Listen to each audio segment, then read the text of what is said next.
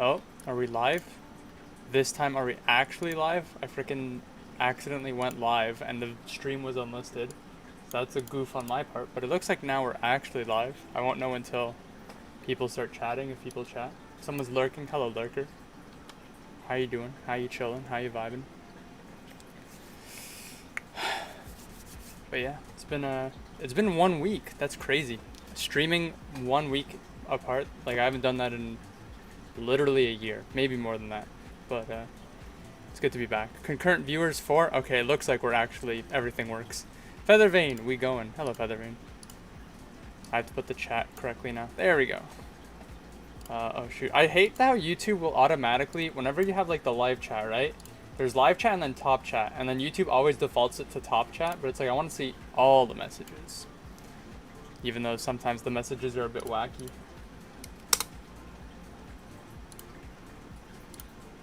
There we go. Alright, I'm gonna wait a bit for people to come on in. And in the meantime, I guess we'll just see who comes, who doesn't. But if anyone decides it's a bit too late, because it is a bit late, it's almost 11 p.m. my time, this stream will be eventually edited down into a video that people can watch afterwards, so should be good. But yeah. Anyways, I hope you're all having a good day. We're going. We are. Hello. Actually, Aiko.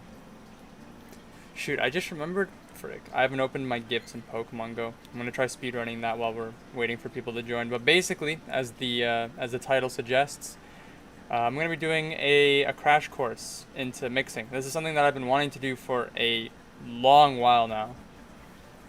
And what's mostly held me back is because I've just kind of debated on like I didn't know what the best like way to, I guess, format everything and do everything. So I'm just sort of hoping that this ends up being a good idea, or at least the best way to format it. Because then, if anyone's here, I can answer random questions, and then if you happen to miss it, I can just publish it later. Prime, we do be going.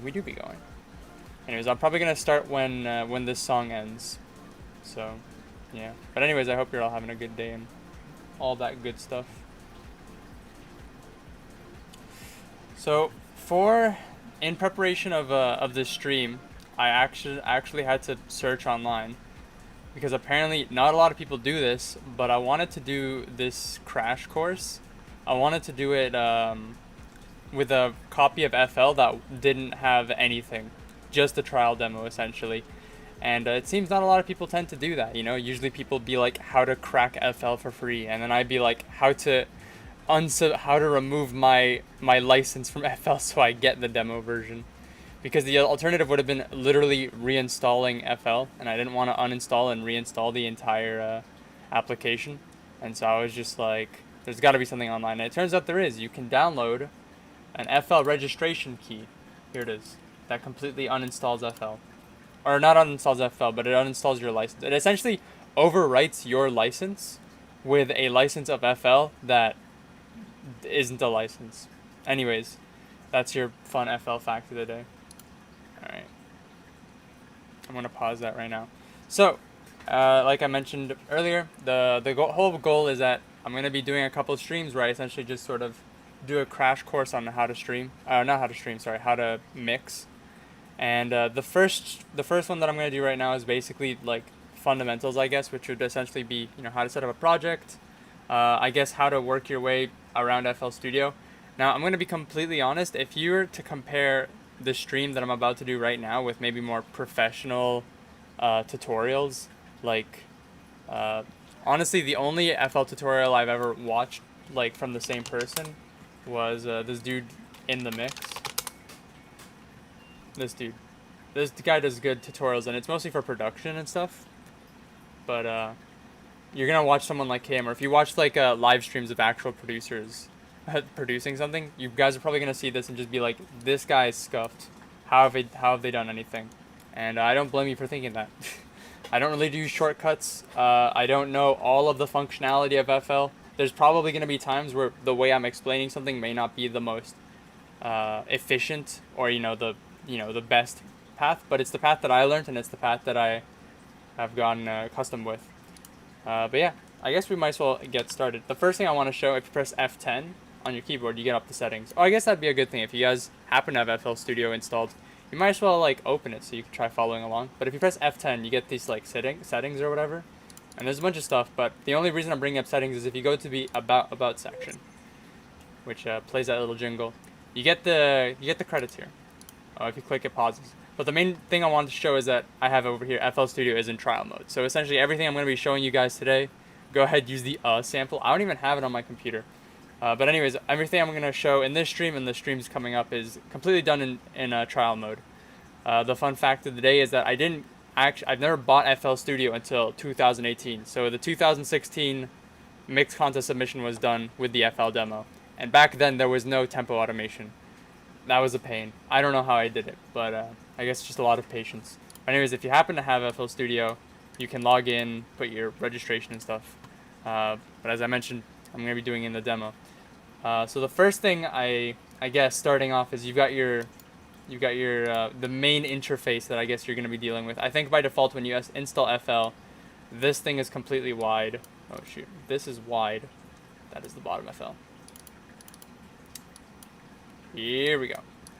The edited down version of this is going to be so good. So by default, I think FL is usually like this or whatever. And I think that's how most people do it. Or they'll have like multiple windows. So they have like this over here, which is the mixer on the side. And then they have the thing on top, which I think is called the playlist or whatever. The playlist is essentially where you're going to arrange everything. As you can see here, I already installed earlier Margarita's Cloud None. But you know, you can have all your songs here. And then essentially if there's any like effects or stuff that you want to do, it all goes down here.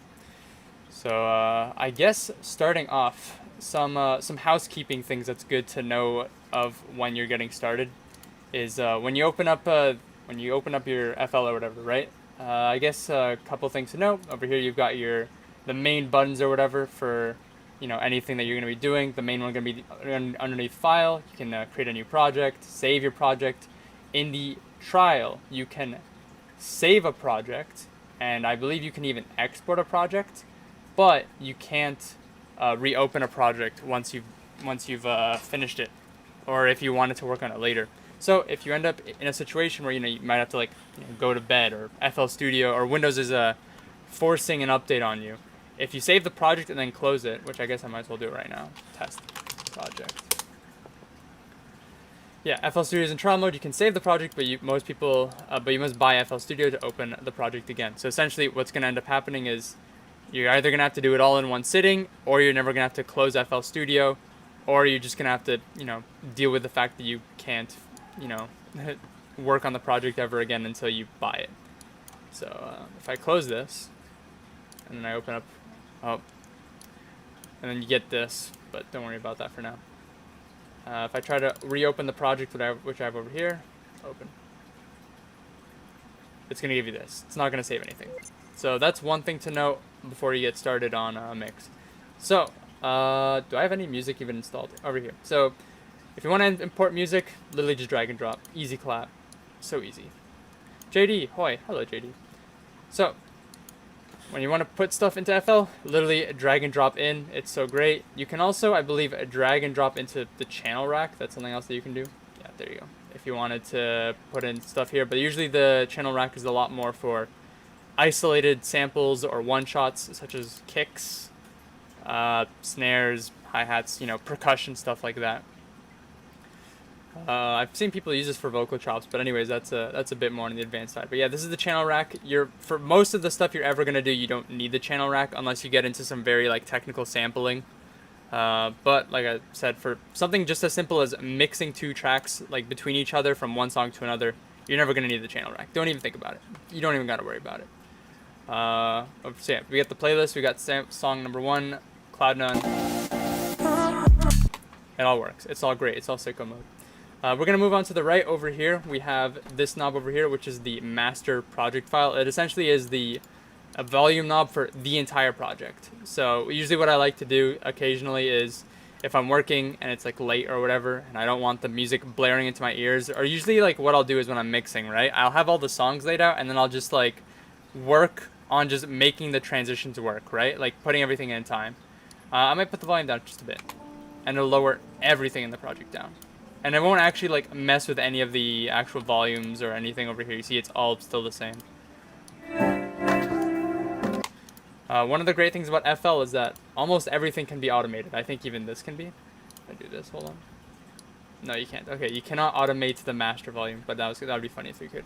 Underneath is this knob. I've never used it before. I think it's supposed to be a master knob for pitch, but it's never seemed to work for me, so it's not something you guys have to worry about. Over here, you've got how do I call this? You have this little overhead cursor, which allows you to go to where you want in the song, and you could drag through here as well from this sliding knob. I don't use it at all. Over here is a point of contention for some people. You've got this little flip-flop knob. I hope can you guys see my cursor? You guys can see my cursor. You've got the pattern, and you've got the song. And basically, for these two things, it'll play different sections of the project. If you have it on orange, some people will be like, nothing's happening. Why is my project not working? I don't hear anything. And that is because you open up the channel rack. It is essentially playing the pattern. Patterns are a whole other subset of FL Studio. It's more for production if you wanted to... Can I get like a bass drum, I guess? And I do this. There we go.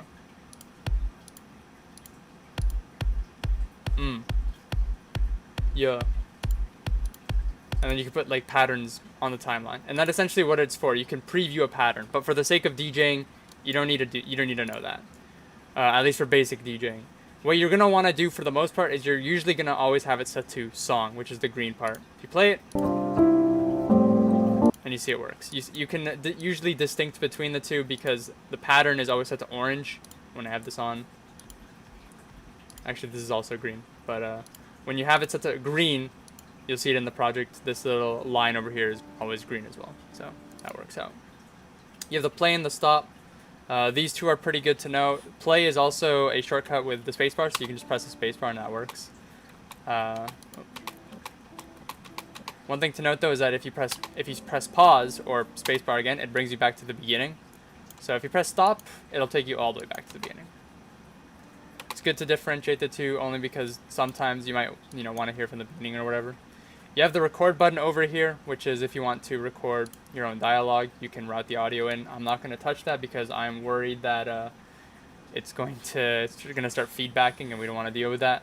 But for the sake of DJing, not necessarily important. Unless maybe you wanted to you were doing a podcast and you wanted to voice over your mix, then that'd be pretty good. Berry Fruit says perfect, just what we needed. It'd be very fruity. But yeah, you can record audio using any microphone you have built in. I'm not going to go into that, at least not right now, because if I start recording, you guys are also going to hear in the project my audio, and you're just going to hear me twice, and it's not going to be good. Right beside it is the DJ's favorite tool. You have tempo, the BPM of the project, if you will. So by default, back in the day, I think it used to always default to like 128, and now it defaults to 140. But as you can see, you can fluctuate here, and if you right-click on it, like I said, almost anything that is a knob or like a number like this can be automated. You can see over here it says create automation clip. So what you can do with that is, as you can see, if you eventually want to, you're starting with a song that's 120, you want to work your way up, you can bring it up, you can bring it down. But I'll get into automations a bit later on. I just want to, I guess, go through the rest of the boring stuff. Over here, so I'm going to be completely honest, I think with the demo, there's some different buttons, or there might be less buttons because I've kind of customized the top here, so I don't know if there's less buttons in the demo or if there's more. But of the ones that are up here, it's mostly like the most important ones that you might need. Over here, which I'm clicking right now, that's the metronome. If there's nothing in the project, but if I press play, let me put that button up. You can hear there's the metronome. If you right click on it, there's a different settings for it. Beep, and a cowbell, which is always great because everyone always needs more cowbell. Well, FL Studio now has more cowbell. I usually just have to set the tick because that's what it is by default. This one over here is semi-important only if you're recording stuff and it just gives you a countdown. And then for anyone who ever wants to do the Twitter clips where people play their project and the project automatically moves. This is the arrow. You want to have this arrow, and if you right click it, you have continuous scrolling. So then you can do stuff like this. You guys probably know what I'm talking about, right? When like the producers do like record box clips. I don't know if I can actually do it. I don't know. It's a whole genre of Twitter producing where it's just like they record their record box. But anyways, this is as close as you can get with FL Studio. These are neat. What the heck? The Ableton one gives me stickness. I heard with Ableton you can customize the metronome, but I don't know for sure. I haven't even installed FL Studio recently. I mean, I haven't installed Ableton recently, but I did buy it, so I do want to play with it more. Here it is without continuous scrolling. It's really jarring, so I would definitely suggest you have it on. Wait, oh, I didn't even have it on. Whoopsies, let's try that again. That just sucks, so yeah, if you want to have continuous scrolling, you should have it on. And then this knob over here, the one over here at the bottom, what this knob allows you to do is pretty great. Sometimes there are plugins, and most of the FL Studio plugins are great in that they don't have this issue where there might be something you want to automate, but there might be something you want to automate in FL Studio, but if you like try to right click it, for example, it doesn't give you the create automation clip. What this button allows you to do is that if it is set on, and this also works with stuff that you can just right click it, but for the sake of the example, we're just gonna pretend, let's just say as an example, right? I want to automate this knob over here, the blue one, right? Let's just say I couldn't just right click on it. What you can do is if you have this knob on right here, and you change the knob, it'll make a recording of what it is you're changing. So you might have just barely saw it. I'll try to do it again. Oh, didn't quite work. Here, I'll just turn it off and turn it back on. There you go. It says Margarita, Cloud None, blah, blah, blah, and then it says like volume. What you can do is that instead of right-clicking here and clicking on create automation clip, you can go over here and you can right-click on this. And you can create an automation clip from here. Do that, and then you've got yourself a fat volume automation is what I meant to say. So I can do this, and I'll go more into the settings in a moment, but just as an example, here you go. And you see that works. Same thing you can do is you can just right click on it and do the same thing from there as well. So that's pretty neato. That's pretty epic, pretty pog, pretty whatever.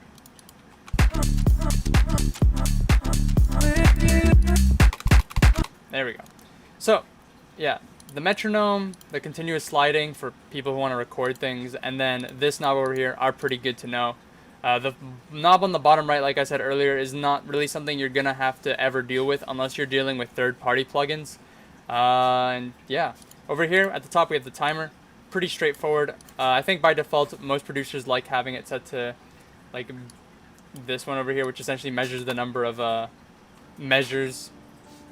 I don't really like it because, you know, I'm working with mixes and stuff, so normally I'd want to know, you know, how long is the mix. So as you can see here, I go all the way to the end, 3 minutes 58 seconds, or yeah, 3 minutes 58 seconds, 4 milliseconds. I never knew if you could, not gonna lie. I don't think you can change the Ableton metronome easily. A crash course into DJ mixing and Bitwig #1 when. I don't know, if somebody wants to buy me a Bitwig license, I can try playing around with it. But the priority after FL Studio is either gonna be doing a crash course in mixing live, like with CDJs, or with Ableton. Because I was talking with Rubik, and he said he would be interested in doing something like that. Mixing in Serum, mixing in Spotify. Doesn't Spotify have its own like controversies with the best like loudness and stuff for distribution? Anyways, right underneath the timer is something else that is very important, which is we got this magnet over here and then this drop down menu. Essentially what this is if I zoom out semi-far, you can see that the cursor and I guess the line associated with it completely it snaps to the grid. That is the best way that I can describe it, right? There are essentially different settings or subsettings of like how specific you want it to snap to the grid. So by default, you can see that this magnet symbol, and it's very, very tiny. Oh, you know what I just remembered? Now that I'm on Windows, I can do this. I can use a magnifier, right? Hey, actually, I don't know if this works or if this is just a... Yeah, I don't know if this works.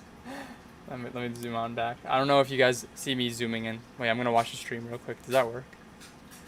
Oh, you guys do see it zoom in. Okay, so this actually does work. Here we go. We're going to zoom in and see if this works.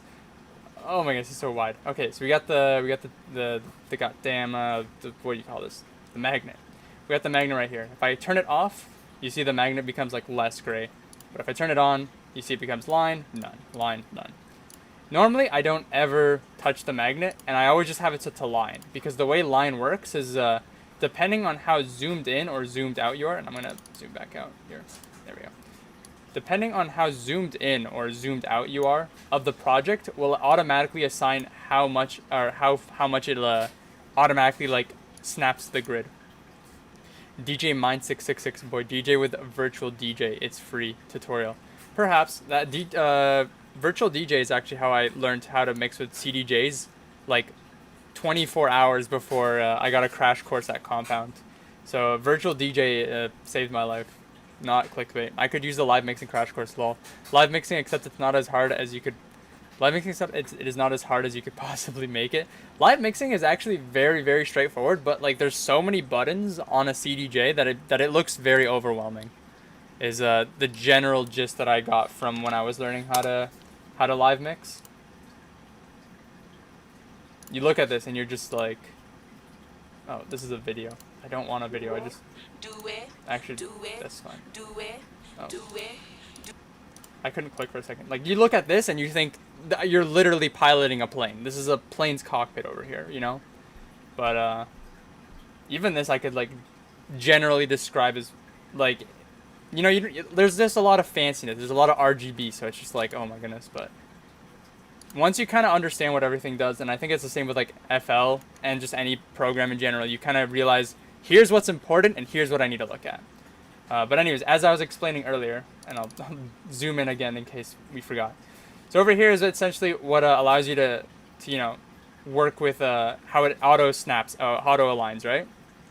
What I usually have it on is set to line, and what with line, essentially if I zoom in, you see how there's like more lines. Now it'll automatically snap to those lines. Actually, if I zoom out, it still does to those lines. So as you can see, it snaps to these lines. If I zoom in even more, you see how there's like 1, 2. If I zoom in, now there's a 1, 2, 3, 4, and it snaps to those ones. If I zoom in again, 1, 2, 3, 4, and I keep on going, it still snaps. If I zoom in all the way, then you see it does it by sample, or as small of a sample that FL allows. Technically, if you were working on a program like Ableton, you could actually zoom in a lot more.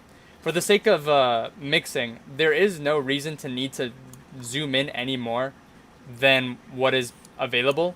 Aside from the fact that if you're trying to sync this up, and okay, let's see, I'm going to try navigating this in super zoomed in mode. I think Margarita's, is it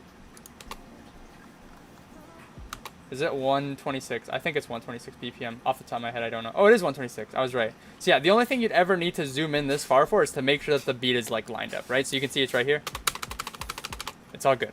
So, but if you wanted to, you can switch between these settings. So I'm gonna put it to a step. Okay, step was not a good. Let's do it to a beat. If I zoom in. Beat is still too big. A bar. There we go. So as you can see, it will only snap to the bar. And if I zoom in a lot, it still only snaps to the bar. If I go to beat, same thing. Only snaps to the beat. If I zoom in even more, still only snaps to the beat. So usually I just stick with line. I feel like it's what's best, unless I'm doing something where I like wanted to... Wait, how do I zoom out? Uh-oh, I'm gonna be screwed. Alright, we're in a bit of a pickle. I do not know how to zoom out.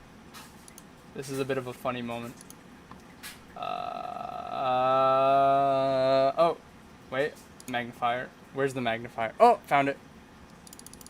There we go. We do a little bit of tomfoolery. Do it, do it, do it. That DJ was about to go in. Hello, how do I make songs that sound the same? You right. Hello, Isolate. Anyways, I'm glad I was able to get out of that. Alright, let's zoom back in. Wow, now FL Studio looks weird zoomed out. Anyways, Command-Shift-Z. I will make note of that. So, changing this to, for example, beat might be good if you're doing something where you needed to like copy-paste something a lot, like that. And I can explain what that is later. But generally, and I think it's just a good rule of thumb, is you're better off just getting used to working with line. And like I said, in the context of making a DJ mix, you don't really need the rest. But it's good if you wanted to practice, you know, doing something like making something into triplets, or like I said, making your own edit of something and just, you know, wanted to work a bit more efficiently or faster. This is the pattern, which I mentioned earlier, but you don't really have to ever use it much. It's more of something that you can use for making edits, or if you were doing something with samples. And then over here are a bunch of shortcuts for bringing up these extra windows, which you might have already seen me clicking on. Over here is the playlist button, yeah, as you can see over there. Beside it is the piano roll, which again is something mostly for production or making edits of sampling. I know I've been sort of like pushing stuff away, as in like you won't need this for DJing, but just because this is like the first, I guess, of this crash course, I can definitely look into this sort of stuff like later on down the line. But for the sake of just, you know, standalone, generic mixing from song to song, you're not really going to need the piano roll. But if you wanted to become like an FL producer, it's there for you. Beside is the channel rack, which I was showing a little bit earlier, but again, you don't really need to use the channel rack at all unless you're doing something a bit more technical. And then beside that, we have the mixer, which you've already seen me dicking around with a bit. The mixer is really good for applying effects. If you need to work with something like a reverb, with like EQ, and then as well for just a general mixing. So, you know, if something's too loud, too quiet, if you want something to go up in volume, go down in volume. And then over here is the browser. Yeah, the browser. I never use the browser except for one thing, which is if you go to current project, which is at the top, and you click on it, you got history, and you can see every edit you've ever made, or at least some of it. And then you can like go back. So if I zoom out, you can see I can just like go back between all the edits I've ever made on this project. So it's good for undoing, which also does, you can also do it with Control-Z, but Control-Z only goes back one step and then goes back and forth, which I think is good. Here, how do I make it more obvious? Here we go. Oh, nope. Okay, hold on. Hold on a second. If I do this, and I do this, and I Control-Z, it just switches between the last one and then the previous one. So what's pretty good with this is that it's good to like compare between the two if you ever wanted to like compare two edits. But otherwise, if you need to go back a lot of edits, this is your way to go. I think there's also like an undo where it's like undo previous without like not flipping, but I'm gonna be completely honest, I don't know how to do that. It's probably like Control-Shift-Z or something, but anyways, that is the general most important stuff for everything at the top. I think if you right click on it, you can actually edit and create presets for different types of like, you know, headings at the top. But for the sake of, again, mixing, this is how everything works. I'm going to look at chat real quick. Hey, you're doing the video idea I was looking forward to the most. Hello, Spookster Vibes. I am. I'm hoping that I can edit this down and then upload it sometime within the week or next week. But I want to try to pump out a bunch of these videos, and then at least so people can you know, get some well-needed knowledge. How to make sound plus. So how to make sound. Basically, you go here. You press plus, you press on 3x OSC, and then you can you make sound. And then if you press down a lot of buttons, that actually sounds terrible. There we go. The more buttons you press, the more sound you make. Anyways, I'm gonna just close that for now. But that's how you make sound. Hope that helps. Spaceboy CT Studios. Hi, are you willing to make a remix of Luna from Hell of a Boss? If you mean remix as in a mashup, I might. I'd have to listen to it, but I don't really know. I feel like I've heard of Hell of a Boss, but I don't know for sure. Now I'm curious. Wait, have I heard it? I know Luna. Oh no, I was thinking of Stan Luna. Stan Luna. The K-pop group, right? Isn't there a K-pop group named Luna? Yeah, there is. Alright. See, I'm not completely dumb, but yeah. Thank you. Now I am make sound. I'm glad that helps. Stop leaking my lost whips duel. Hello. Hello, Simon. My whips now. But yeah, so anyways, that is essentially the crash for everything at the very top. So from here, I guess I might as well get into a few more other more niche details before getting into DJing.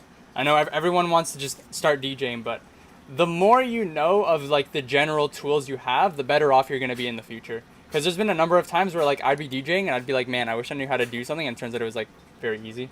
But anyways, I'm going to go over here. So over here in the playlist, and I'm going to do the zoom in thing again. So let's put the magnifier close so I don't lose it again. There we go.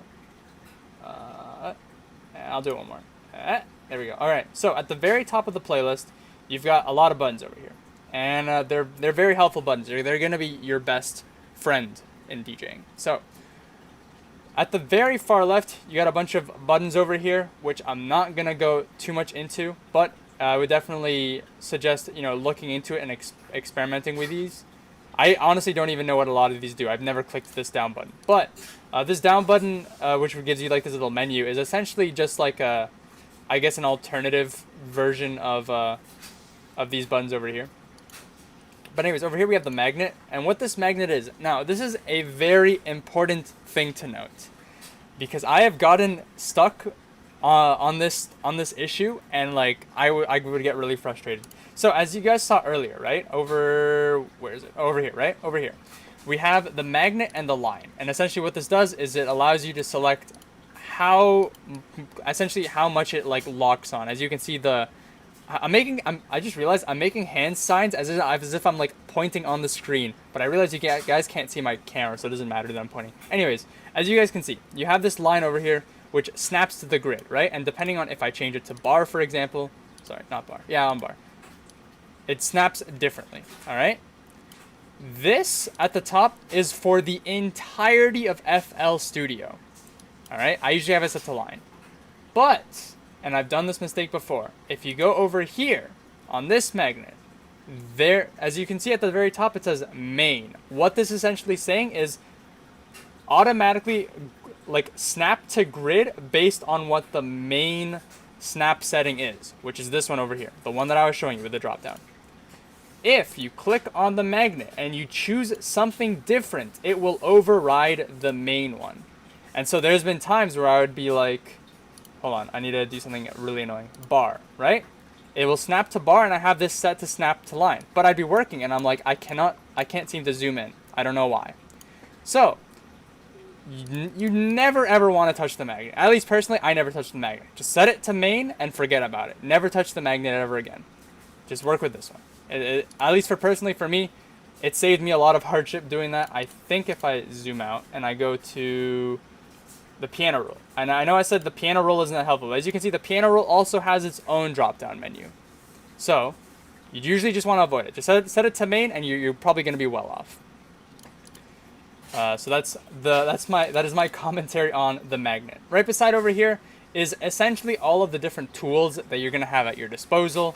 You've already seen me switching between a couple of them, but we're going to start off with the very first one, which is the pencil. The pencil essentially just allows you to drop in, drag around, and delete. If you do left click, that's how you click on things. And then if you right click it, it deletes it. So pretty easy, pretty straightforward. You can move stuff around. You can put things in. It's pretty good. If I have a pattern, for example, you can extend it. You can move it.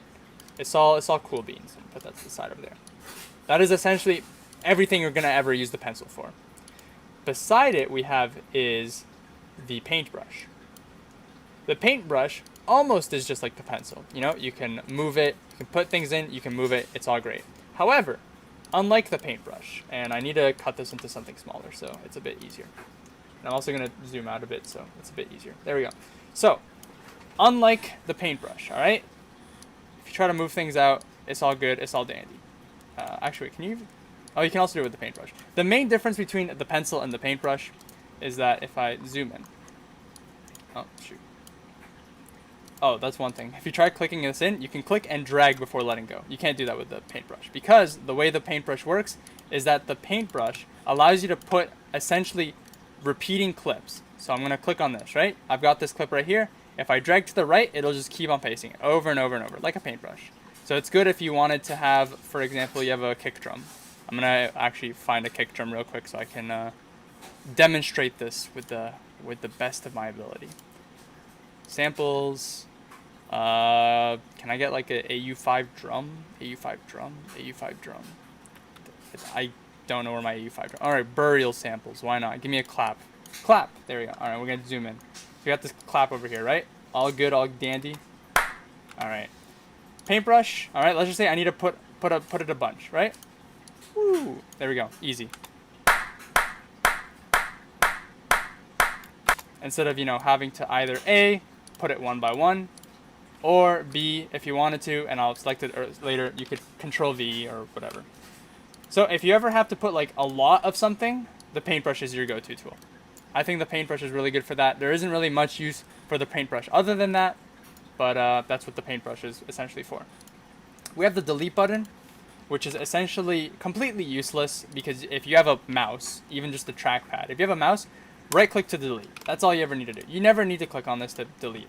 Essentially, it just makes it so that the left-click button is delete instead of the right-click button. Over here, we have the mute button. I'm going to turn this on real quick. If I have the mute thing selected and I click on it, it mutes it.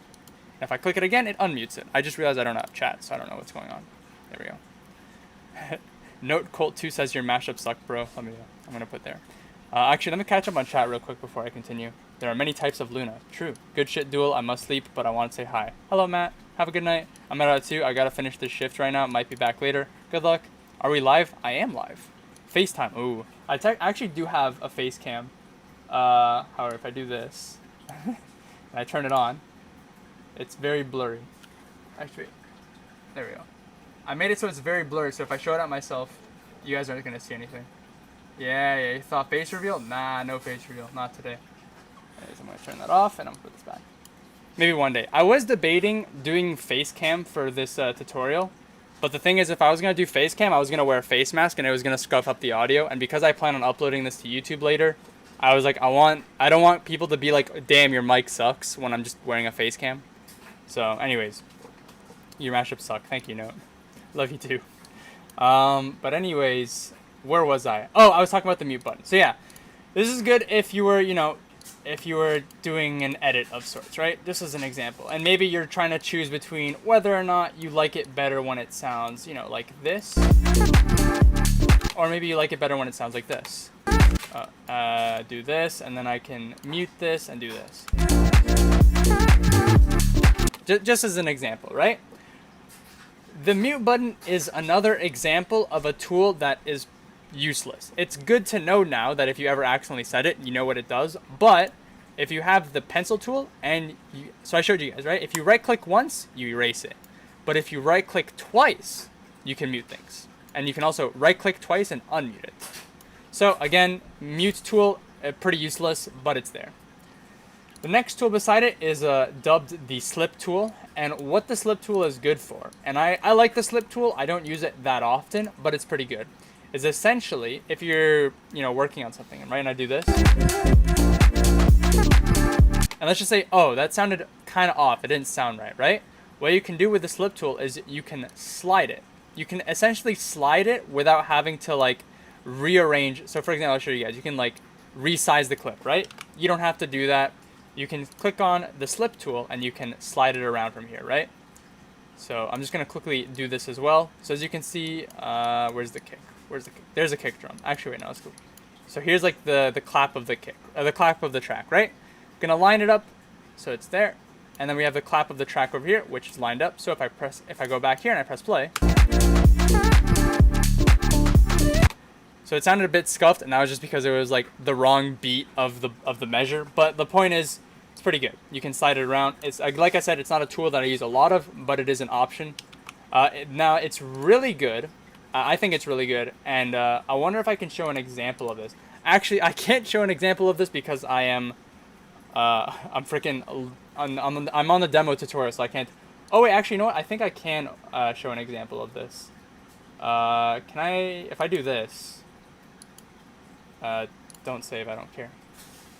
Okay, so I think this is a workaround. I'm sorry, I'm completely going off topic. If you have the FL tutorial, or the trial version, but you open a project from somebody that saved it from the full version, it opens.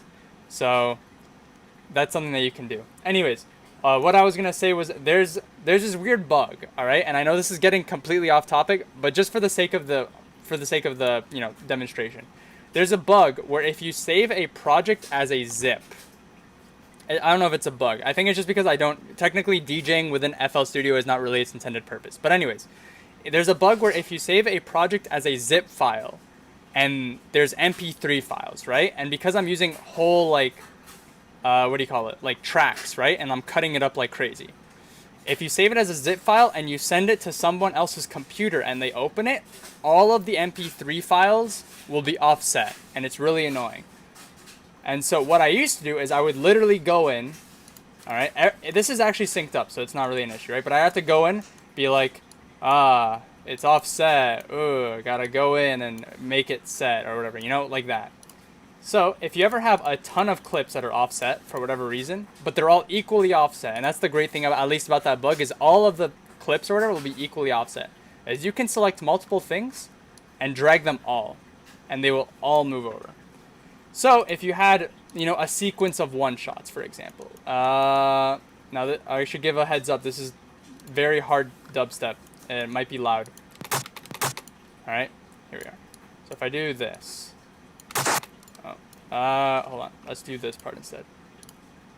And I will explain what I'm doing later. I know I'm not really giving that much insight. So let's just say as an example, right? All right. You see how there's all these right? There's these right? Just as an example. And I have I'm gonna paintbrush tool. Where's the paintbrush tool? There it is. All right. Just put a bunch of it. Oh shoot. Oh no. Right? I could just be like, I kind of actually liked the other one better. And I know I'm kind of skipping ahead. This is the select tool. You can select things. If I go with the slip tool, I can change it. So now I've moved it over one beat, and now we've got this, which is different. Just as an example. So the slip tool is a pretty powerful tool. It's not one that I use often, but it can be very helpful in its situations. I'm gonna just do a new project and re-import. Where's my Cloud9? Thank you, Cloud9. Oh shoot, I still have the slip tool selected. Thank you, Cloud9, for sponsoring this video. Cloud9 is not sponsoring this video, by the way. That is a joke, but it'd be pretty cool. Oh, too loud. Let's put that down. So, yeah, that is the slip tool. Right beside it, we've got the cut tool. The cut tool is going to be your best friend, just like the pencil tool. The cut tool and the pencil tool are the two most important tools. Right beside it is probably the select tool and then the paintbrush tool. But essentially the cut tool, as the name suggests, allows you to make cuts. So I'm going to zoom in over here, and I'm just going to cut. There we go. We now have a cut here. I can do a cut here, do one here, do one here. And so if I go back to the pencil tool, you can move it around. So, very helpful tool.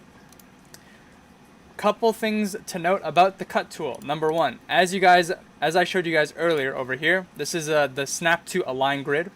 If I change this, I'm gonna set it to none. All right, there's no snapping.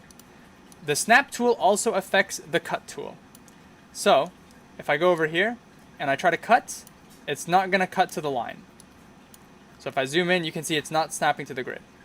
So that's usually why I like it to set it to line, because if I'm very zoomed out, I can do like a cut right here and a cut right here, and I know that's 100% accurate. Maybe I want to do a cut though that's a bit finer. I can just zoom in, and now I can do a finer cut. I want to do a cut from here to here, and then zoom in, cut from here to here, all the way to, if I zoom in all the way, I can make micro cuts. Not that you would ever need to make cuts that small, but it is now an option. There we go. We're cutting the world's thinnest slices of cheese. I think that was a meme at some point. I don't know for sure. One thing to note is that if you try cutting diagonally, it will essentially average the start and end of the cut. So as you can see, I started the cut from here, but I'm ending it here. So it's going to find the middle point and do a cut there. Well, kind of the middle point, not really. But anyways, that's just one thing to note if you're cutting diagonally. So I already know you're asking duality. I don't like that the diagonal cuts, you know, kind of averages it. How do I make it so that doesn't happen? I'm glad you asked. If you hold the shift key, as you can see, the line is vertical and it will stay vertical. So I can come in, make a cut over here, and I know that I won't be slightly off. As you can see, I won't be slightly off. I press vertical and it will be 100% accurate. Cut here, cut here, cut here, and it's good because I can make a million cuts like this really fast. What you can also do is this whole time I was using the left click key, right? If I use the right click key, it's red. Now that's pretty good. You're probably wondering yourself, what will that do? I'm glad you asked. I'm gonna cut this over here and I'm gonna drag this down. So we can focus on this part right here. All right. I zoomed in too far. I'm just gonna zoom out. Right. So we got this over here. If I have the left highlighted or the red, yeah. If I'm right clicking with the cut tool and you see the line is red, what that essentially is going to do is it's going to look at the clip, and it's going to cut. It's gonna cut and delete the side that is smaller. So if I'm gonna cut over here, I'm looking at this. Actually, hold on. Let me do this right. I'm looking at this and I'm like, you know what? I want it to end on beat 125, right? But I have this little extra over here. I don't want this. You know, that's just extra tail. It's just silence. If I click press, there's literally nothing. You know, I want to cut that off. So I hold down shift, I hold down right click, and it cuts it and deletes the rest. So a very helpful tool. Usually if I'm too lazy to be like, you know, I want to like cut this down, literally what you can do, just click, cut it down. Just do this. Easy. Now I have, you know, this small little part over here. So that is one thing to know. A lot of these buttons actually have a few of these buttons at least have like tools that with like secondary uses if you hit down the right key. Anyways, we have the select key, which is pretty great. You can click and hold, and then it creates this little box. It's good for if you want to delete stuff, Control X, it's all gone. Control Z. Or if I want to drag a bunch of stuff, as you can see, it's all selected. It will all move equally. So the select key, very helpful. What does this do? Oh, playback. Okay, so the magnifying button is one that I don't use at all because there's other ways of zooming in. But if I click, as you can see, it zooms in, zooms out. Pretty good key if you're trying to look for something. What you can also do is if you click and hold, you can be like, okay, I only want to see the top three tracks. So I do that, and I'm only looking at the top 3 tracks. However, at least from, you know, my own personal experiences mixing, I hate mixing this zoomed in. I don't like looking at a waveform like this. That's just annoying. And you're probably thinking to yourself, I screwed up. I don't know how to fix it. You know, it's too zoomed in. I'm glad you asked. At the top right of it, all right? Actually, I'm going to minimize this for now, just so then I can, do this and do, heck off. How do I minimize you? Oh, I'm just going to close it. There we go. I'm going to go full screen just so then you guys can see it. So at the top right, all right, we've got this little, actually, let me zoom in. It's going to be a lot better. There's a button over there that essentially allows you to customize zooming in. So you can see this little part over here. Also, there's chat, hello chat. And if I click and hold, as you can see, I'm dragging down, it's becoming smaller. If I drag up, it gets bigger. You cannot do it sideways. It only works up and down. So as you can see, I'm just going to put it back this way. Oh, shoot. Let me zoom back out. There we go.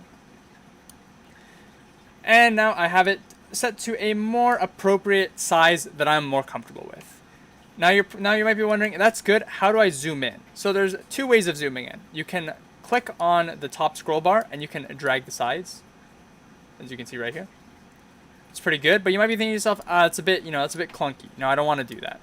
So what you can do is, as you can see over here, if you look at the very top, right, you've got the numbers which show the beats. Essentially what you can do is if you hover over it, there's like the little pointer over there that comes up, you can just scroll in and out, and that's how you can zoom in and out. You can see right there. That's how you zoom in horizontally. This is how you zoom in and out vertically. So that's what you can do. Last but not least, we have the playback button, and essentially, usually the way that I do it is I'll just drag the playhead over to where I want to play, and then I press play. The playback button just skips that, and I can just click on it. As you can see, it specifically highlights like the clip. So that's pretty good if you want to listen to just this clip, for example, which I'm going to drag it down just so that's a bit more obvious. I just realized I still had the select tool on, which I'm just going to quickly explain. It's really great. If I have the select tool, you can switch over to something else, drag everything over, you know, stuff like that. But anyways, if you want to unselect it, you can just click somewhere else on the project, like that. You know, left click to select, right click to just deselect. You can also right click to select. That's something you can do. But anyways, playback. I'm gonna move this down. Oh shoot, let me move this down. Playback allows you to listen to just this clip. It mutes everything else in the project and just plays that clip. Once it hits the end, it goes back to the beginning. It's one of those tools which I think is a bit more. It's a bit better and more creative than the other ones. For example, the delete tool and the mute tool, completely useless. But it's not a tool I use a lot of. Usually I just drag it over here and then I can listen to it. So yeah. Beside the playback tool, we have the play pause song, which is just essentially the play pause of here. The play pause over here, the only difference between this one and then the play pause over here is that this one allows you to choose between the pattern and the song, and the playlist is the song section. So this just allows you to choose between the two. But I always just stick to this one because it's a lot easier to deal with. Beside this, we have playlist arrangement Cloud9. This is essentially a bit more of a, how do I describe this? It's essentially like a file directory. If I click on this, I can choose between arrangements. I've actually never clicked on this. Clone, rename. I don't know what arrangement is. I'm going to be honest. I've never clicked on it. I don't click on it because I don't normally use this. If I go to the side, however, you can see everything you have in the project. So as you can see over here, I have Margarita Cloud None, Direct 26. If I import a bunch of songs, and I will do that right now. While I'm importing songs, I'm going to catch up on chat real quick. Man, I wish Ableton had this one. Ableton, not able. Long time no see, duel. Hello, Rexalbo. Yo, WTF, it's duel. Hello, Myrix. Alright, I'm going to do the same thing I did with burial samples. You can never go wrong with burial samples. So I'm just going to import everything. There we go. I have a bunch of samples here now, as you can see. Oh, let me put this back here. I have a bunch of samples here. If, I'm actually just going to delete all this real quick. There we go. I'm going to delete. There we go. So now I have all these samples, right? What you can do is you can click over here, and it shows you everything in the project.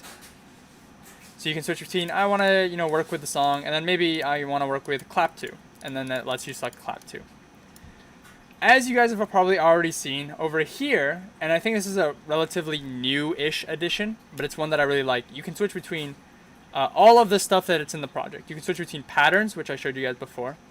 If I switch to pattern 3, for example, if you make an edit to a pattern, so if I bring this up, I do this, and then I can switch the pattern, do this.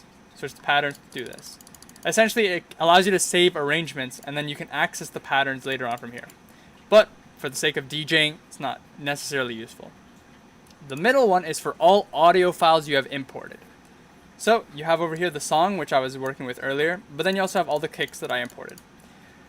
What's really cool about this file directory, I guess, is that it's very similar to how you might be saying to yourself, that's so small, how can I read that, right? Well, just like the playlist allows you to zoom in, it also has the ability to click on this little square right here, and you can zoom in.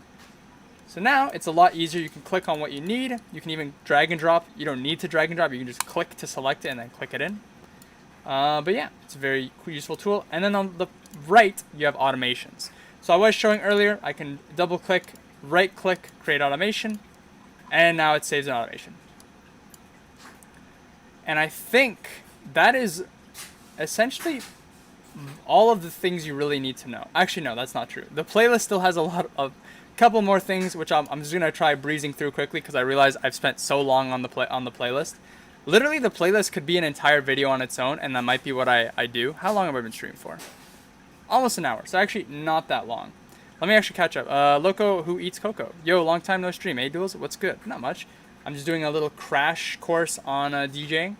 Planning on doing a couple of these, and yeah. Hope you enjoy it if you want to stick around.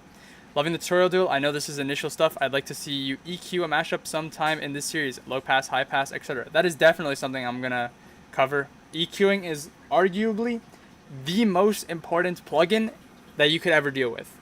If there was only one plugin you could use while DJing, it's EQing. I mean, CDJs have EQs. That's how important it is.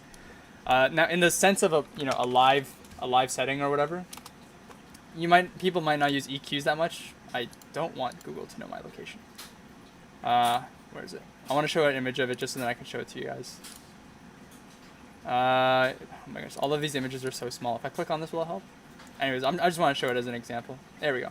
These knobs over here, if I zoom in, there we go. These are EQs. You can see high, mid, low, low, mid, high, mid, low. Like literally, EQs are, they can make or break a transition. So EQs are pretty important in live mixing, and they're also important in, DAW mixing. So definitely I'm going to cover it. I'm probably not going to cover it in the stream today, but I am going to cover EQs eventually. Let's finish up the playlist tutorial because there's literally so much of it. But real quick, you have your files over here. You can rearrange them by dragging and dropping. I'll zoom in so you can see. You can rearrange. I typically don't rearrange this stuff. I just let it be as it is. But if you need to delete something, you can right-click on it and you get settings. You can preview it. You can rename it, or as I mentioned, you can just delete it if you don't need it. Bean it, easy clap. What you can also do is you can right-click on it, and just as an example, as you can see, I was just importing it for the sake of example. But now I don't want these. All these files are completely useless. There's too many. Unfortunately, you can't actually. Can you? Oh, you can actually shift and select. You can probably control select, so you can select multiple of them and then delete all those things at once. But maybe it's too slow. I could click the bottom and the top one. That's too much. Or you're worried about deleting something that is in the project. This is something that I think is extremely helpful and something that I kind of learned by myself while, just dicking around. If you right-click on the header over here, right, as you can see, it's like highlighted. You right-click on it, you can select everything that is imported in the project that is not currently in the playlist. Essentially just unused assets. So as you can see, I have lighter. Is that did I not scroll down far enough? I don't know where lighter is. But anyways, as you can see over here, we have keychain, shake, lighter, metal, hit, keychain, whatever. These are not in the project. I can just right-click on it, delete. And I don't have to worry about accidentally deleting something that is in the project. So very helpful tool. Also works with automations. Also works with patterns. I didn't even know you could delete patterns, I'm going to be honest. But anyways, you can do that. I guess the final thing, and this is more of a niche subset of settings. It's not one that I use very often, but over here. So you guys probably saw this earlier. Over here. My bad. So over here, you have these three options. And then depending on which option you click on, there's sub options. I'm going to keep it 100 with you. I don't really know what some of these do, but some of these are important, and I will explain it because it has been the point of frustration that I've had prior in my own issues that I wasn't able to figure out.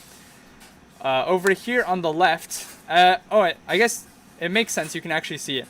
So this little button over here that I'm clicking on, actually you can't really see it, right? But you can see over here. It has the same symbol as the one over here. This is for all audio. These settings are also for audio. This one over here is for automation. This is for automations.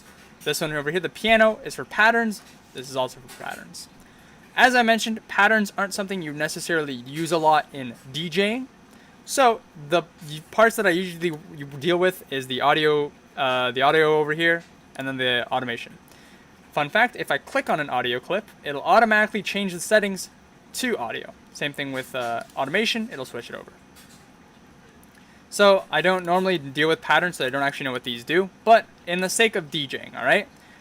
If you have the audio selected, this button over here, the stretch button, is important to note. As I've been showing you guys, and let me find the magnifier. There we go. I'm going to zoom out. As I've been showing you guys before, I need to delete some of this stuff. It's cluttering up my project, all right? Oh, shoot. Deleted a bit too much. I'm going to zoom in. Oh, too much zoom in. All right? I have this over here, all right? And it ends. It ends abruptly, right? What if I want more song? Well, I can just do this. I can just drag some more, right? Pretty easy, pretty straightforward. However, if you're not paying attention, there have been times where I accidentally click this button, the stretch button. The stretch button is useful, but if you don't know it is set to stretch, and you're a beginner, you might get some frustration over this. If you have the stretch button set and you try dragging it, as you can see, it completely stretches the file or the audio. So this can be good if you know what you're doing. If you don't know what you're doing, you might be wondering what's going on. But as you can see, I just stretched it. If I press play, it sounds slower a bit. It sounds slower, deeper. If I put it this way, it'll sound sped up and higher. Pretty cool. You might be thinking to yourself, shoot, I didn't mean to do that. How can I reset that? If you open this, you'll see this time circle is highlighted. Now I know I'm going into this whole square or sampler as I think some people call it. You don't have to worry about this too much. I'm going to go into detail, but just so you guys understand, if you accidentally stretch it, you can double click on the audio, double left click, sorry. You go here, right click, none, and it'll set it back to its default time. And you're back to normal. Crisis averted. I'm gonna quickly catch up on chat. Again, you stream late at night, lol. I hope you remember me. I downloaded FL Studio and learning music theory. Hello, Cheryl. I'm sorry for the late stream. I was planning on streaming earlier, but it didn't really turn out that well. So hopefully I can do earlier streams, especially something like learning about mixing. But I do plan on editing this stream later. So if you missed it, I do plan on editing like a more concise version of this tutorial. The live stream will also be available to be viewed afterwards, so if you missed something or you have to go, you can watch it later. Quick question, what's the best way to put in BPMs for songs? I will get to that question in just a hot second. I know I've been doing so much prep, like we haven't even gone to the actual mixing, and so I'm a bit sorry about that. But knowing this stuff, afterwards you're just going to be like, damn, thank goodness I knew it. Hopefully, at least. And then the second option over here, which is slide, I had to zoom out. I'm going to create an automation clip. And there we go. Essentially, slide, what it allows you to do. If you right click on an automation, it creates a point. And that's how essentially you can do this. And automations are a whole world of their own. Honestly, automations can be very complicated, but for the most part, they don't necessarily need to be complicated. The only thing that makes them complicated is there's a lot of customization behind them. So you don't have to worry about it too much, but just because I need to get this point across with real quick, as you can see, if I right click, I create a point and you can create, different automations. Volume goes down, pretty straightforward. If I hold on to this and drag it, you can see it extends the automation, but it also pushes everything afterwards to the side as well. Depending on what you're working with, that might be good.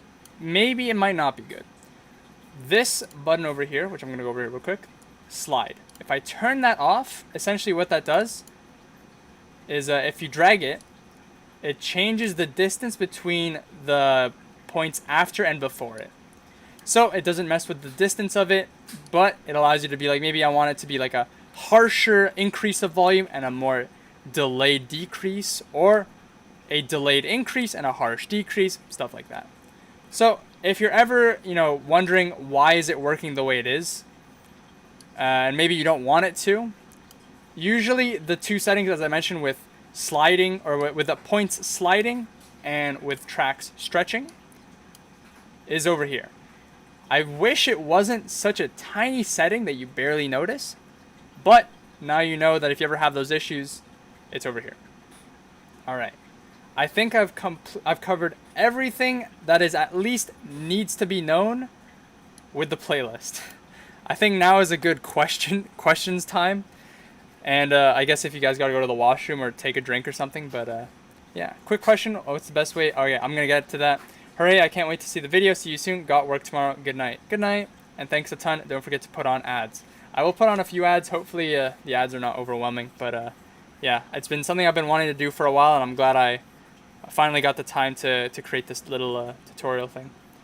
But yeah, is there any questions with the playlist? I guess with anything that I've covered so far, to be honest. The buttons, the header, the playlist. Those are the three main things that we have covered. So if there's any questions, and if there's no questions, then I'm just going to drink some water because I've been talking for a bit, and it's good to stay hydrated. If you guys want to show your support, I guess I'm going to do a little self-plug, a little self-promo for a hot second. If you guys have some spare change and you want to show some support, you can become a member of this channel. Most, if you remember with Twitch, there's like $5 subscriptions, and there's also $5 memberships. But for my YouTube channel, I've made it so it's just a $1 subscription. So if you just want to, you know, throw over my way $1 a month, you get a little cool badge on your name. You get access to some emotes. I'm gonna put some emotes in the chat. There are some more emotes actually that I got recently. I'm gonna share these ones. I like them. They're cute. How to download Fruit Loop Studio for free, no virus? That is a good question, Feathervein. You search up FL Studio, and you click on the first option, and then you click download, and that's how you download. Easy hack. Don't. FL Studio hates him. Learn this one easy trick to get FL Studio for free. But yeah, I think FL Studio is pretty cool. At least I think other programs are starting to do this. Back in the day, there would be like separate installations for like the demo version and the final, the demo version and the full paid version. With FL Studio, you can just download it, and it will by default install the trial version. As I mentioned, if you press F10, it brings up the settings, and you go to About, and you can unlock it. You can log in and put in your information, and then you get access to even more settings depending on the bundle you paid for. I guess while we're taking this little intermission, I'm gonna actually reopen FL Studio. That is not what I want to click on. Actually, FL Studio. Buy now. I guess I'll show you guys the different like FL options. How do I? Okay, hold on. Give me 1 second. Command, Control C, Control Shift N, Control V, Enter. There we go. All right, this is a bit better. So, these are the different options for FL Studio. As I mentioned at the very beginning of the stream, this whole tutorial is going to be done in the trial mode. And the only reason for that is because you don't actually need the full version of FL Studio to make DJ mixes. However, FL Studio will not reopen saved projects if you do it in the trial version. So you can work on a studio mix, you can save the project, you can even export it. But if you close FL Studio and try reopening the project, it will not work. So that means either A, you have to make your mashup or your mix in one sitting, or you have to save it and then you can open it when you pay for the full thing. So that's the only, like, I guess, the thing you need to keep an eye on. But let's just say you decide you want to buy FL Studio. These are the different versions of FL Studio. It's displayed in Canadian, so let me put it to USD because I guess that's what y'all would be more familiar with. So, you have the FL Studio Fruity Edition, you've got the Producer Edition, the Signature Bundle, and All Studio Edition. Yeah. So, I believe, do not quote me on this because I honestly am not 100% confident. The trial version is based off of, I think, the Producer Edition. So if you buy the Fruity Edition, I believe there will be less settings than what I'm actually showing. As you can see here, it says features. Oh, shoot. It says features. How do I get rid of that? Limited playlist features, no audio clips, no audio recording. So if you actually wanted to use FL Studio for something more than DJ mixing, I would not recommend the Fruity Edition at all. And as you can see, the Producer Edition is twice the price. The great thing, though, is that let's just say you accidentally buy Fruity Edition and you decide, oh, shoot, I need the Producer Edition. You don't need to spend another $200. You can just spend $100 and they will upgrade your license. So that, I think, is very accessible and great. One thing that you might have seen and is a very big gimmick of FL Studio is once you buy it, you get free updates for life. Not all DAWs have that. Off the top of my head, Pro Tools and Ableton. You will have to buy every version afterwards, or you stick with the version that you're stuck with. That really sucks because I bought Ableton 10 like a month before they announced 11. So that, I guess, that's on my part. I guess I wasn't researching enough. But anyways, if you buy FL Studio, it's free for life and you get free updates. So I think that's a very amazing feature of it. Personally, I bought the FL Studio Signature Bundle. And the only difference between the bundle and the edition and the Producer Edition, I think, is you just get access to like more plugins. But for the sake of DJing, you don't need the Signature Bundle. And same thing with the All Plugins Edition, you don't need that either for DJing.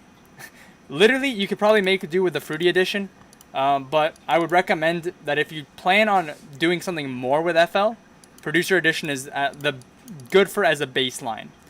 And then even here's a fun not tip, what's the word? Fun fact. There we go. Rogue, that is a Monster Cat artist you guys are probably familiar with. If you don't know, Rogue is an EDM artist. Rogue actually used to produce and release music using the FL Studio trial. I think one of the songs that they released was actually released on Monster Cat and was made completely in the trial. They just literally did not close FL Studio. So you can do crazy stuff in just the trial. I was actually going to try Rogue FL Studio trial. I wonder if I can find it. And I'm not just making up some stuff. Probably not. I don't know if I can find it. Rogue Music? Rogue Music FL Studio trial? No? Anyways, I'm probably not going to find it. But anyways, point is, you can do a lot with the FL Studio trial. Even if, you know, you might not be able to work on like extensive projects, the FL Studio demo is great for learning. Even if you decide you don't want to use FL Studio, you want to switch to something like GarageBand, Logic, Pro Tools, Ableton, whatever you get your hands on, I think it's a great trial. It's a very great learning tool, you know, to learn about EQing, pitching, figuring out how DAWs work and stuff like that. Anyways, I think that's enough of an intermission. Okay, here's what I'm going to do. Here's the last thing. I'm going to cover this box right here, the sampler. And then what I'm going to do next stream is I'm going to cover stuff like the mixer over here. While covering the mixer, I'm probably going to talk about plugins, and I think that's going to be a good progression of content, I guess. Excuse me. But yeah, I'm going to cover this box over here. Actually, I'm going to cover that box, and I'm going to also cover automations. Automations, because then at least if you decided to watch this VOD to the very end, or this live stream to the very end, you guys will at least know the baseline of how to start a DJ mix. Imagine voluntarily switching to Pro Tools. It could not be me. I hate that Pro Tools is the industry standard. I'm just convinced that the audio music industry, not even the music industry, but like for example, like movie Foley and stuff like that. I bet they just spent so much money getting themselves into the Pro Tools workflow that they're just like, we've spent so much money, there's no way we can switch to like Ableton or Logic. So they just refuse to they're just like, no, Pro Tools, that's it. Nope. Pro Tools sucks though, I don't like it. But I have used it for a bit. I mean, it doesn't suck completely, but it's like old. So it is what it is. It's out of date. It doesn't look clean. But it's a good program, I guess. Anyways, if you're trying to save money, don't buy Pro Tools. It's very expensive. Anyways, yeah, so let's talk about this over here, this little dialog box. So if you could right-click on any, I'm going to bring this over here. If you right-click on any audio file, it brings up this box over here, and it essentially has its own little subset of settings that allows you to tweak the sound or the file to whatever you want to. So, where's my magnifier? I want to zoom in. Oh, a bit too much. There we go. Oh, and there we go. All right, so we got this little box over here. Don't actually know what this is called. I believe this is called a sampler. But anyways, just to know, if you ever want this box, you can right-click on it and it brings it up. So, if you got this box over here, there's a lot of knobs, a lot of buttons, a lot of things to look at. But you don't have to worry too much about being overwhelmed by it, because there's a couple important things in here that you want to make note of, and then everything else is pretty useless, or, you know, I don't generally work with. So, starting off, at the very top, you've got some good stuff. I'm gonna put this over here so I can access it real quick. Very top, you have this on and off button. Basically, literally all it does. Actually, I need to drag this up here real quick. Let's erase those two and then bring this up here. Hold on. I made a mistake. There we go. There we go. All right. Now I'm ready. Okay, so this on and off button, literally all it does is it turns the clip off or on. Visually, it doesn't actually change anything, but if I press play, there's no audio. Turn it back on. It's very quiet. Let me put the volume back up. That's literally all it does. It's not a feature I use very often, but what I'll do is I might export something and then re-import it, and then I just mute it. It's a good alternative instead of having to, like, you know, lower the volume down all the way. Oh, shoot. Sorry, the screen is snapping. It's better than having to, like, move this volume knob over here, which is the blue one. You know, maybe you want to turn it down, or maybe you have an automation attached to it and you don't want to mess with it. So if you just want to turn it off, there you go. Turn it back on. Oh, turn it back on. Pretty good. Right beside the on and off knob, you have the pan knob, which if I turn it either way, you'll see it's purple. And as the name suggests, it allows you to pan audio left to right.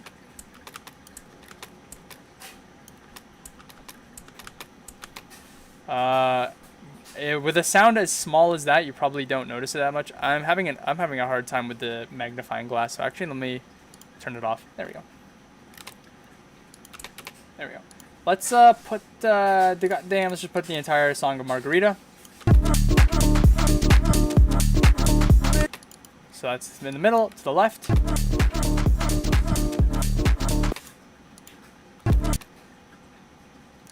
I'm just gonna put a limiter.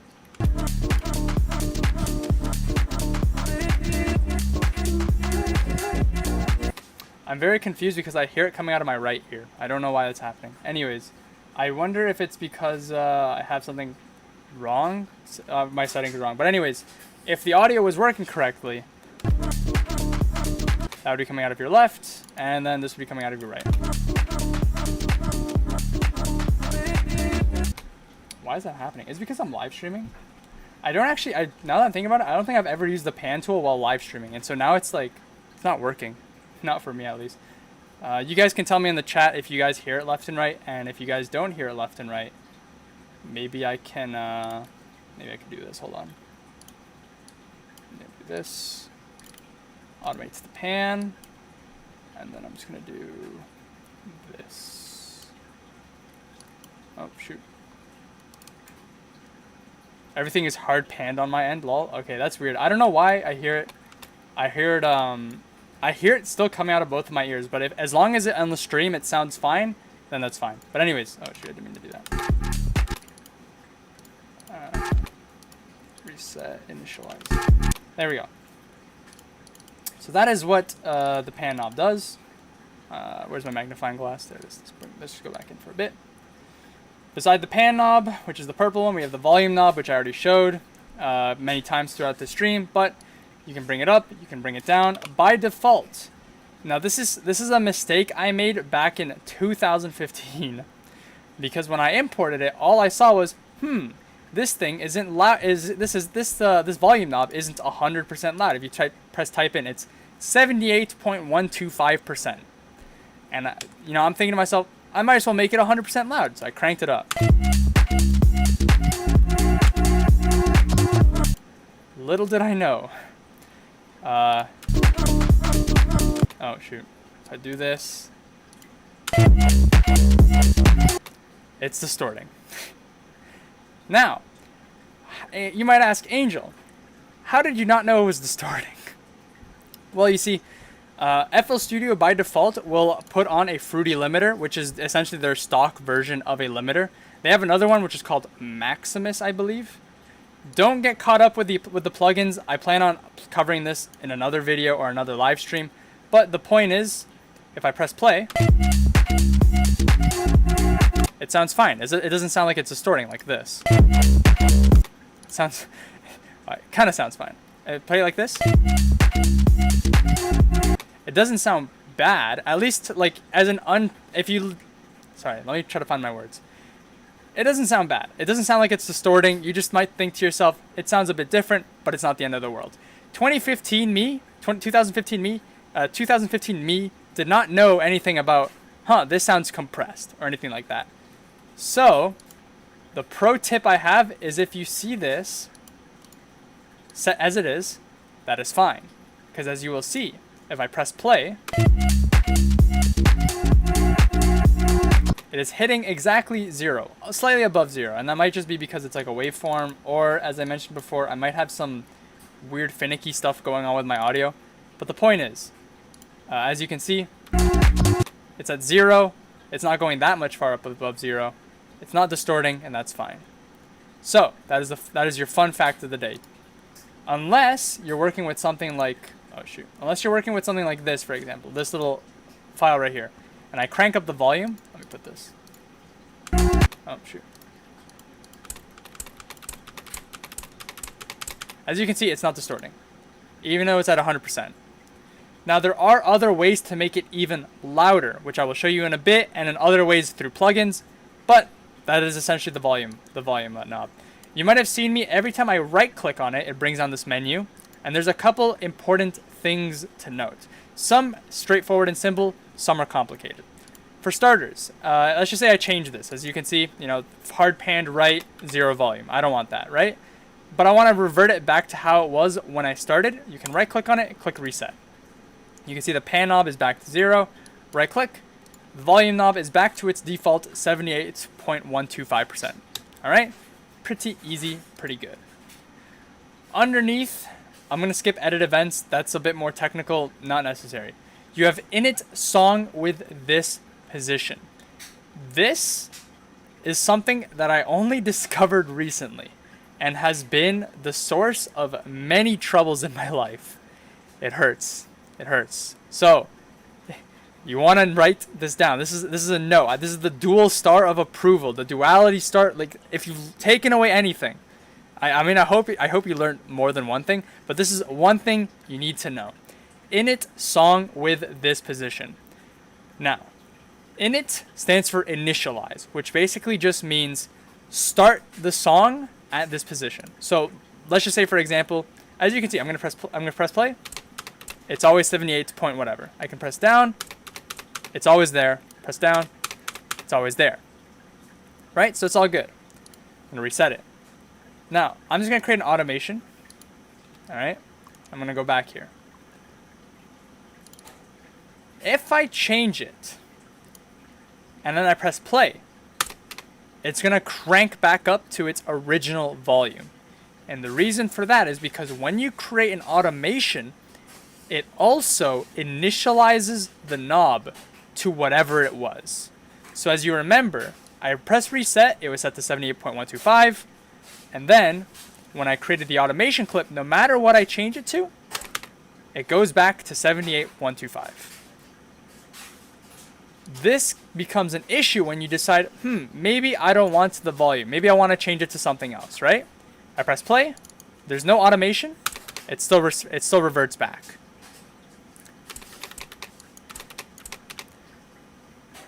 So, long time me, all right, I'm thinking to myself, damn, this is such an annoying glitch.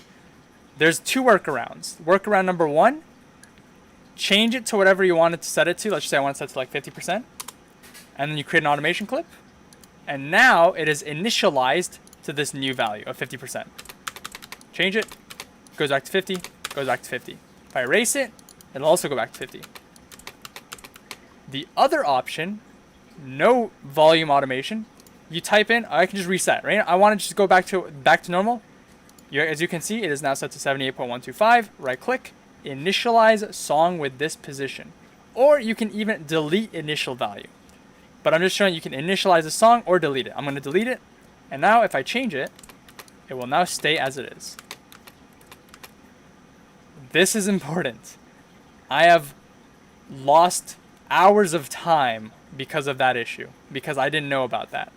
So, please, as beginner FL Studio students of mine, remember about initializing your values. I wish that was something I was learned a long time ago. And to be honest, I don't even think it was something that was added until recently. But it is good to know. And now you know. I'm going to quickly catch up on chat. Yo, Duel, how's it going? I'm doing good, OAFC. Matthew Komoda, hi, hello. Anyways, let's move on. We've got ourselves pitch. I'm going to zoom in again because it's hard to read. We have pitch, range, and track. All right? Pitch and range and track. Sorry, I'm trying to imagine how I'm going to explain this. Okay, it's pretty simple.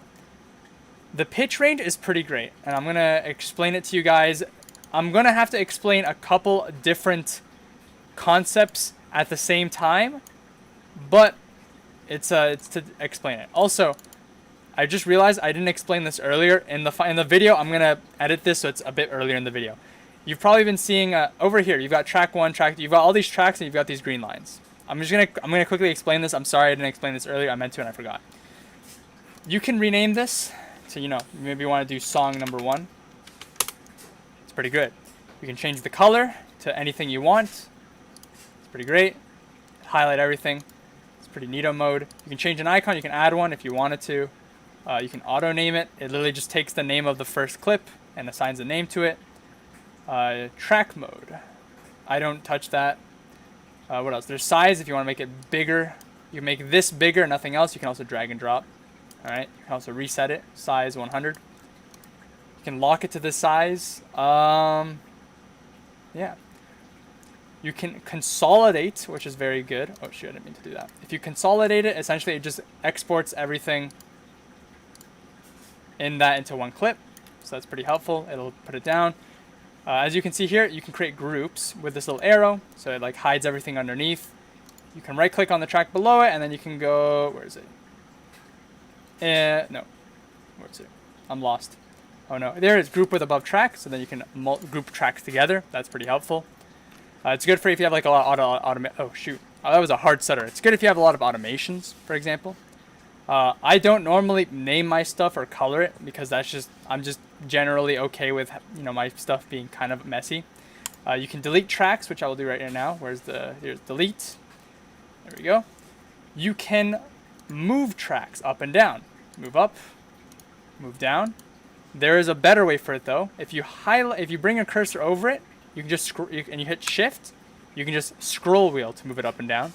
So it's very good for easy organization. A couple other shortcuts. You can insert tracks. If you have like a bunch of stuff, you know, going on right here, and I'm like, oh, I want to put one in the middle. Right click, insert one, and it'll put one on top. Or you can right click and hit the letter I. Create a bunch of new tracks. So that's pretty helpful. Good to know. And yeah, and then so buttons. So basically, if you see green, the green is essentially a FL Studio staple and just showing that it's on. It is primed. As you guys have been seeing when I press play. Why does it sound off? Oh, the pitch is different. Alright. If I hit the green button over here, and it's a bit tiny, so I'm going to zoom in a bit. If I hit the green button, it turns it off. There's nothing. If I right-click it, so I'm left-clicking right now, right? Left-clicking on, left-clicking off, right? If I'm right-clicking it, it will turn off everything except this one. So it's good if you need to listen to one, like, you know, channel. It's essentially the equivalent of a solo button. So it's pretty good. The same is also good if you want to, you know, if you want to listen to something else, you can solo this, solo this, solo this. You can turn on and off so that like everything's off except these two. And now this is one thing I accidentally discovered one day, but I think it's really helpful. Usually when you're mixing, right, you might have an automation clip for BPM or something like that, right? Or maybe you might have an automation clip for volume, all right? Just generally, it is something you never want turned off, or maybe it's something you want always on, or something you want always off, right? Maybe I want to hear Margarita, and I might have like 2 or 3 songs, but I want Margarita on all the time, but maybe the other ones I don't want on. You know, there's a multitude of reasons, but basically what I'm trying to get at is if you hold the shift button and you left click it, it can lock the track.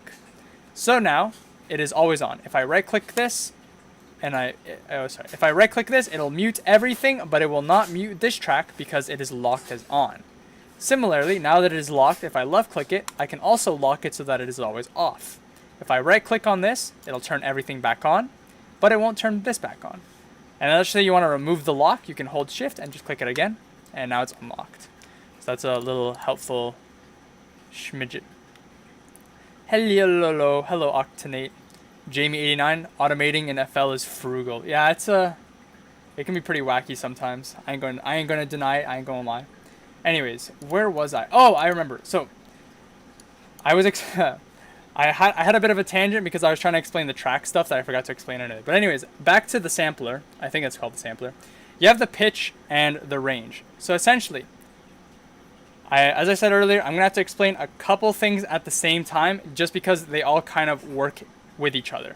Somebody asked earlier, Nicky Nab, how do you assign BPMs and tempos to a track? So I'm going to zoom in real quick. Over here, you have the time stretching section. This is great because this is how you can get into the magical world of, stretching tracks exactly to what you need it to. So right now, I'm just going to put the project is set to 140. No, the project is set to 140. So if I press play, this track is not 140 BPM. It is 126 BPM. But as you can hear, it's not synced up to 140 BPM at all. So there's a couple of things you can do. If I right click on the time knob, let me zoom out real quick. There we go. If I right click on the time knob, you get a couple different options. First off, never click auto detect. FL Studio is usually always wrong. As you can see, you can click on auto detect or you can click on, actually no, you have to click on auto detect. Wait, do I? Whoa, wait, hold on. If I, okay. Anyways, I just learned something today. So you click on right click, you click auto detect. Auto detect is a bit of a misnomer because though you have to click on auto detect, you never want FL Studio to detect the tempo. I will teach you guys a way to find tempos yourself if you don't know it. But for the sake of this example and for now, I'm going to just assume that you guys know what the tempo is. So as you can see here, FL Studio predicts that it's 64 beats per minute, 256 beats. The reason you do not want to rely on FL Studio auto detection, as you can see here, I click on here and it'll automatically assign the tempo of 64.512 to this clip. I click on that and I press play. You got yourself Nightcore. You don't want to do that. Bad. All right. The reason it doesn't usually work is because FL Studio is not a DJ program. However, it is often used as one. I use it as one. A lot of people use it as one. The reason it doesn't usually work as such is because the tempo detection is often for samples or for loops. I'm loading up splice samples because I'm trying to see if I can get an example. If I can get like a loop or something. Snare clap, see all downloads. Hold on. Bear with me here while I try to find a loop. I don't even think I have like any loops. I usually just download freaking like vocals or percussion. Is this one? Nope, that's vocal. Is this one? Nope, that's not it. Welcome back to another stream of scrolling samples with duality. Oh, here's one. Actually, it's a bit quiet. Let's do maybe this one. There we go. So we got ourselves a drum loop. All right, I'm going to download that right now. And I'm going to drag it in. We got ourselves a drum loop here, all right? FL Studio sees this and sees it's smaller. Oh, shoot. Okay, one more fact. One more side fact. You've probably been wondering how I've been like gliding across the project so quickly. If you hit down the middle mouse button, you can drag it around like that. That's how I move around because dragging from the sliders is a pain. Also, you can just scroll the wheel up and down, and that's how it works. I will also I will edit that earlier in the video, in the YouTube video. But anyways, as you can see here, I have this drum loop. As you can see, it's 174 BPM. If I try to auto detect it, it might work. All right, that is my bad. It's 130 BPM. It got the beats right, I think, 12 beats. I don't know if it got the beat right, but the point is, auto detection works best on short clips. I wonder if I can find another short clip. 150? Sure, let's download that. If you guys recognize what that is a well, that is you guys might have heard of that specific sound in can I put the volume down? You guys might have heard of that sound in the Tynan remix of Lucas. Oh shoot, I did not mean to do that. So, as you can see here, got it completely right. 150 BPM, 8 beats. Click, done. And it's right. I put it down. If I put the metronome, It's way too loud. I'm gonna do cowbell. I'm gonna put this quiet. That is why the FL Studio tempo detection just sucks. It's because it's not meant to detect the tempo of an entire song. And then in general, if you BPM DNB tempo stuff usually just doesn't work anyways. See Beatport for source.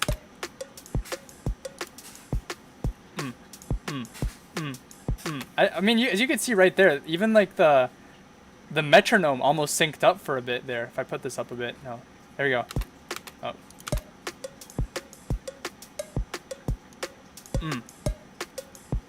So I mean that's why BPM and like glitch hop tempo stuff is off tempo. Anyways, that aside, let's go back to the main topic. So you right click on it, you click auto detect, but you do not let FL Studio auto detect because in an entire song it will usually be wrong. Ignore everything except type BPM.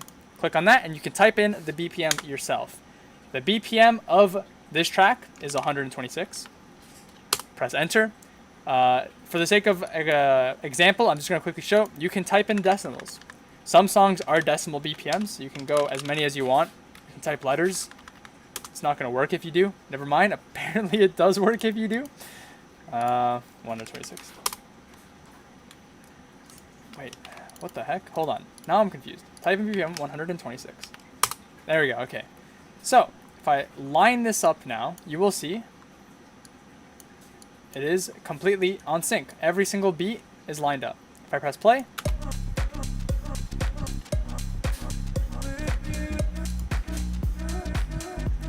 it works. I'm gonna pitch it up. Ignore. That's great. You're thinking to yourself, damn, my mix is now in sync. What the heck? Oh shoot, that's a stream notification. What was that? NitroCat95 is now following. Thank you for the follow. That scared me. Holy cow.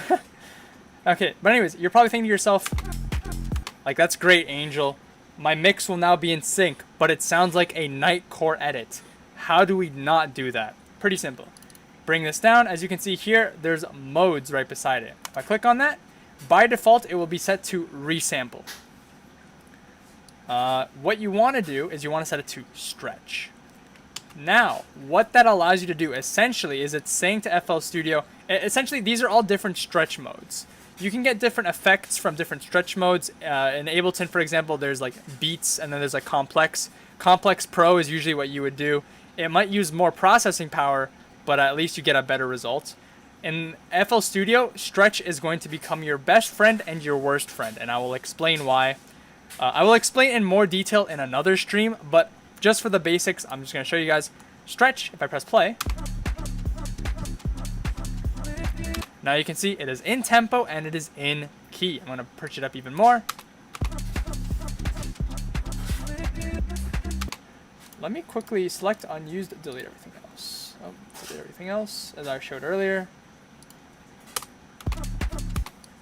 There we go. All right. If you have other stuff in the project, it'll and depending on what you have it set, the stretch set to, it'll constantly give up that like, do you want to stretch everything? Normally, that's not something you deal with, and so you can just literally just change the tempo, and it just instantly is good.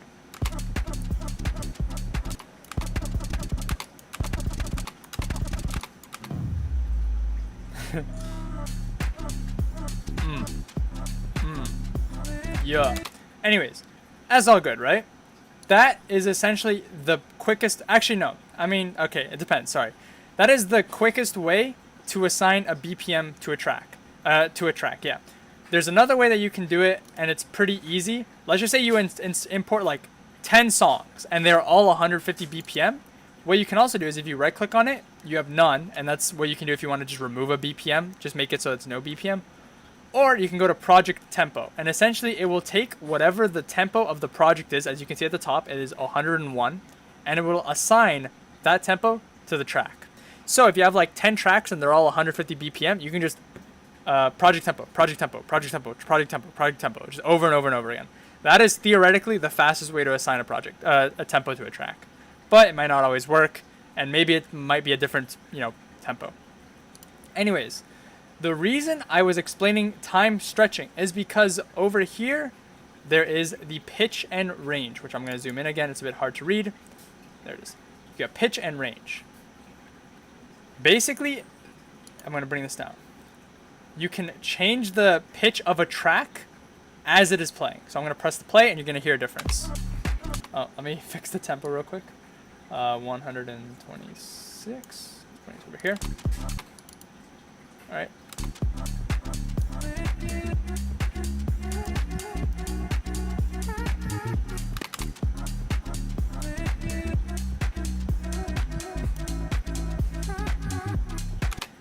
That is that.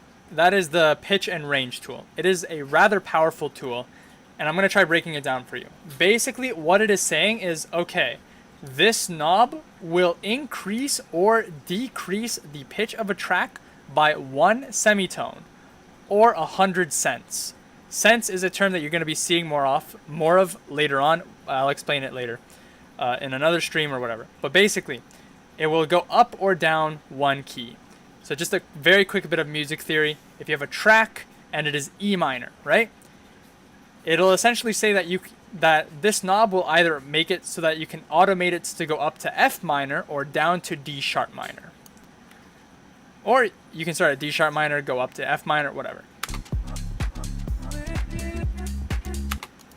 Oh, shoot. This drop-down menu goes all the way up to 48. So you can get some pretty wild effects like this.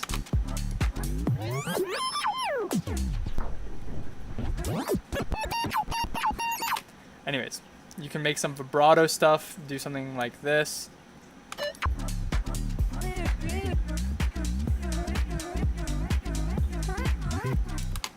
But that is essentially the pitch and range.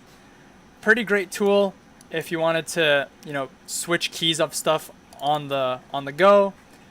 If you wanted to, switch keys on the go. That is essentially it. The last part is the track and this little number thing right here. So I'm not going to be going into the mixer in this stream, but this essentially is a shortcut to assigning an audio clip to the mixer. So as you guys have already been seeing, and the only thing I've really covered is, as you can see over here, this is the master. This is the total output of all the audio in the entire project. If I press play,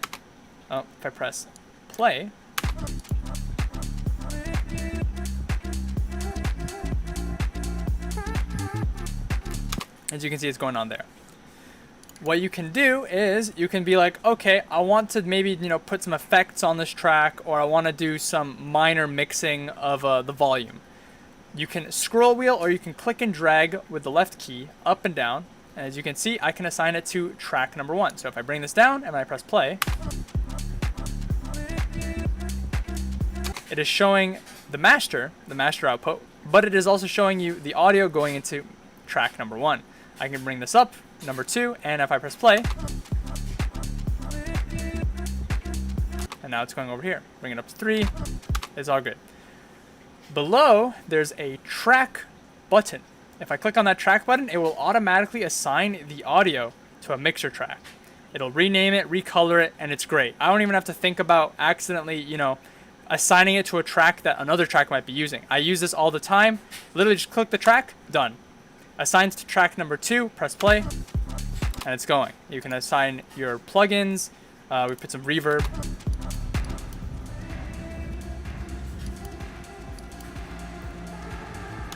Maybe you want to put an EQ. I'm going to turn this off.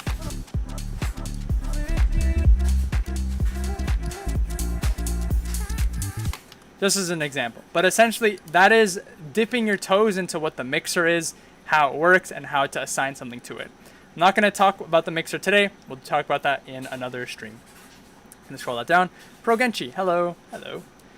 Anyways, let's finish talking about the sampler. So, I was explaining earlier, and I'm going to edit this differently in the video. But anyways, the reason stretch mode will become your best friend is because now you can automate the tempo.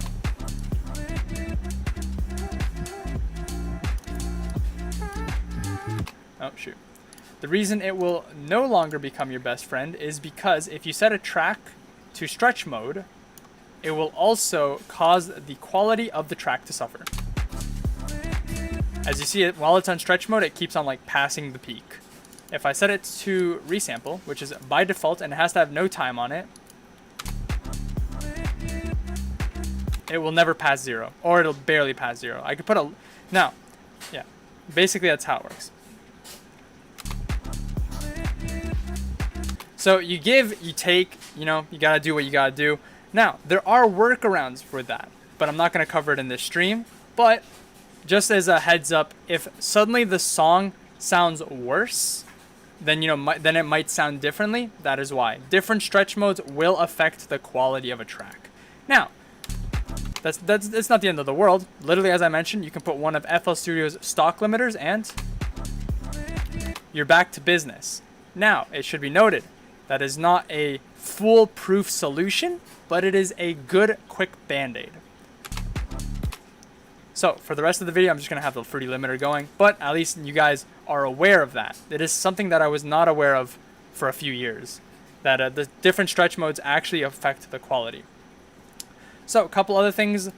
Straight up, don't know what this knob does. Okay, I guess I know what it does now. It changes the stretch of the entire track. I don't touch the MUL knob at all. I don't even know what it stands for. In the context of a mix, you're never going to use it, so don't even worry about it. Beside it, however, is the pitch knob, which you are going to use. Now, this is going to be a bit hard to demonstrate only because there are two places you have to look. There's the pitch knob, and then there's up here. Now, you might have been seeing throughout the entire time, whenever I drag my mouse in the top left, it's essentially like a little hint. It's like a little hint window. As you can see, I'm literally highlighting over it. It says hint panel. If I highlight over the pencil, it says draw. Highlight over this, paint, delete, whatever. So if I highlight over this, it says pitch shift, 0 cents. Now, as I mentioned earlier, one semitone or one key is 100 cents. So you can click and drag, and as you can see in the top left, it says 38 cents, 58 cents, 100 cents. The pitch knob will snap to every 100 cents. So at least they did that for us. I wish they added a type in feature. Now there is a type feature, as I literally am showing right now, but the type feature is based from a 0 to 1 percentage. So 50% is 0, like no change. And that's why it's a whole other context and journey and story of its own. So just for the sake of what I'm demonstrating right now, you don't want to type it. You're just going to have to get used to knowing how to change keys and stuff with sense. Now I'm going to pull something up. Just give me 1 second. I'm going to read chat real quick. Jamie89, it took me 10 years to learn how routing and sends work. Yeah, routing and sends isn't really something that I do a lot of. I mean, I do a little bit of it, but knowing how to route stuff to the mixer is definitely a key thing. We'll be heading to bed now, but I look forward to the full tutorial. Have a good night. Let me find the music. Here it is. So, I have a little cheat sheet. I still use it. I've been mixing for, I don't know, freaking 7 years, 6 years. I don't know how long I have. Point is, I have a cheat sheet, all right? Now, there's a lot of numbers, a lot of letters. Do not be overwhelmed. There is, how do I best describe it? For the sake of what I'm trying to explain right now, you only need to look at this quadrant over here, top left, all right? As you can see, it is all of the different keys in order. Actually, hold on. Can I scroll this up a bit? Did I just realize? Well, hold on. Is there a mistake? Holy cow, there's a mistake in this chart. I've been using this chart for how many years and I just realized there's a mistake. That is really funny. There's no G sharp minor. Anyways, that aside. As you can see, these are all of the keys except G sharp minor because I forgot, in a scale beside each other. All of these keys from F sharp minor to F minor to E minor to D sharp minor, etc. are 100 cents apart. So, off the top of my head, I don't know the key of Margarita, all right? I don't. But we're just gonna say, for the sake of argument, this track is F minor. Actually, no, I think the song is D minor. Anyways, I'm gonna reset this. So let's just say this track is D minor. I think it is D minor. I might be wrong, right? But it's D minor, and I want to pitch it to C sharp minor. pitching it to C sharp minor is down 1 key or down 1 semitone or down 100 cents. Oh shoot. So I go to the pitch knob and I drag it down. And if you look in the top left, the little hint box, it says pitch shift minus 100 cents. So I can let go. So if I highlight over it, you see minus 100 cents. It's good. It's good to go. It's pogging. So I click play.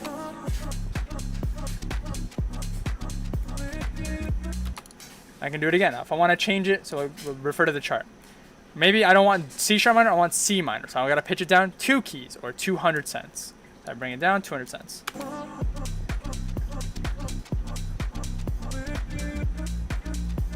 Same thing, it's D minor, I want to put it to D sharp minor. So pitch it up 100 cents.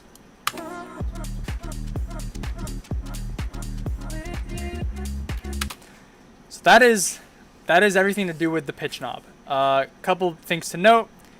Pitch knob only goes to a maximum of 1,200 cents or 1,200 cents or 12 keys or down 12 keys. Will you ever need to hit those? Probably not. It sounds like garbage. That also sounds like garbage. But it's there if you need it. And like I mentioned earlier, the automated pitch knob technically allows you to go even higher. You can go 48 keys or 4,800 cents. Oh shoot. There we go.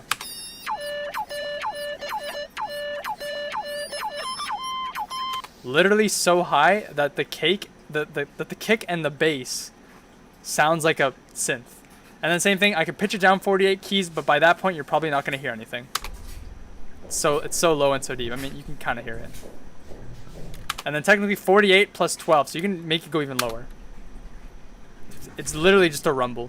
Or you can do it all the way up, and now you're listening to an EDM rave at an ant colony.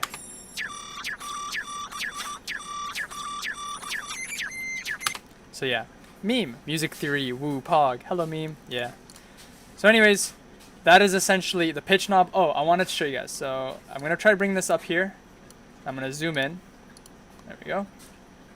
So as you can see over here, this is the hint knob, the hint panel. If I drag this, you'll see it goes up and down live. So you can see exactly how many cents you're going for. Now, this is a bit scary to think about. There are some songs that are microtonal, as they say, which basically just means the song is not specifically, for example, A minor or A sharp minor or B minor, but in the middle of it. So there might be a possibility where you might have to change a song so that it's, not microtonal, and you can do that to the precision of 100 cents. So if I wanted to, I could put it up to 50 cents, 54 cents. Unfortunately, as I mentioned, it snaps to 100 cents, which is great, but it doesn't snap anywhere lower. So getting it to exactly 50 is probably not going to happen, but 47 cents, for example. Let me drag this over here. There we go. You can barely hear that it's different, but you notice that it's different. And then here it is, 50 cents down, or 54 cents down.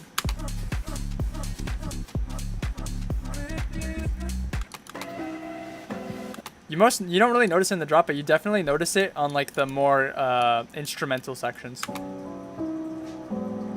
Actually, it's so much easier to just show it like this. So hold on. Oh, there we go.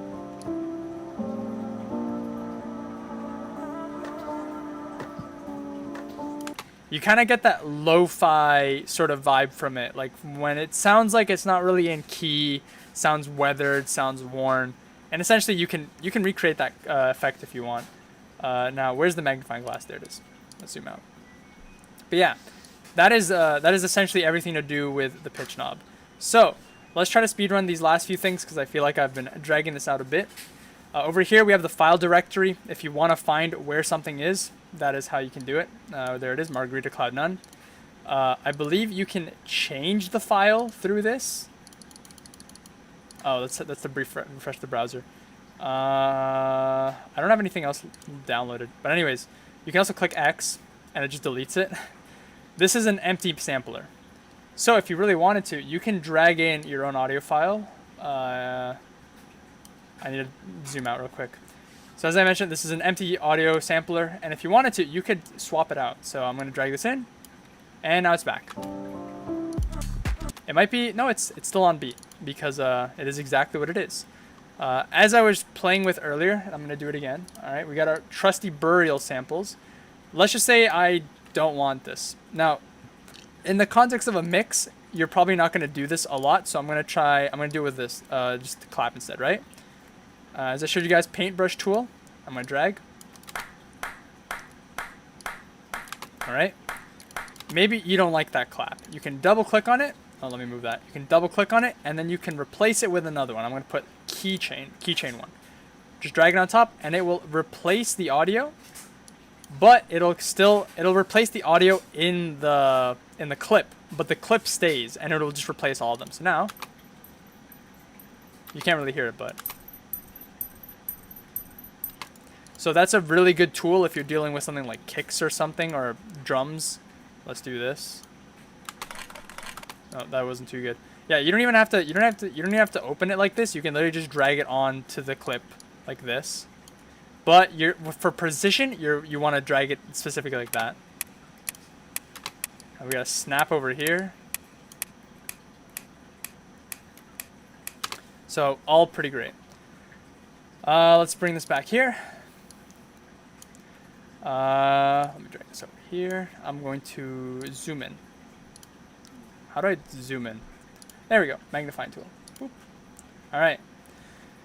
Couple very important. So content, I don't use any of this at all. I don't really know what it does. I'm going to be straight up with you. However, underneath content, I like the duality between the stuff I have no idea what it does, and then declicking mode, which will be your best friend. If you're doing something with a lot of cuts, like a mashup, declicking mode is something you are going to become very familiar with. By default, it is set to transient, no bleeding, which is just, the song as it is. And I'm going to do it on this so it's a bit more obvious, but I'm going to zoom in. What you can do is clicking. Actually, I'm going to have to do it on this because it's going to be a bit more obvious to demonstrate it on the full track. Where's the magnifying glass? Here it is. All right. I'm going to do cuts. I'm going to zoom in.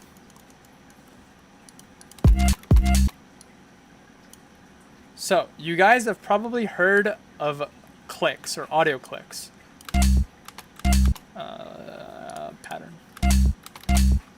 So this sounds clean, right? It sounds fine. You're chilling, right?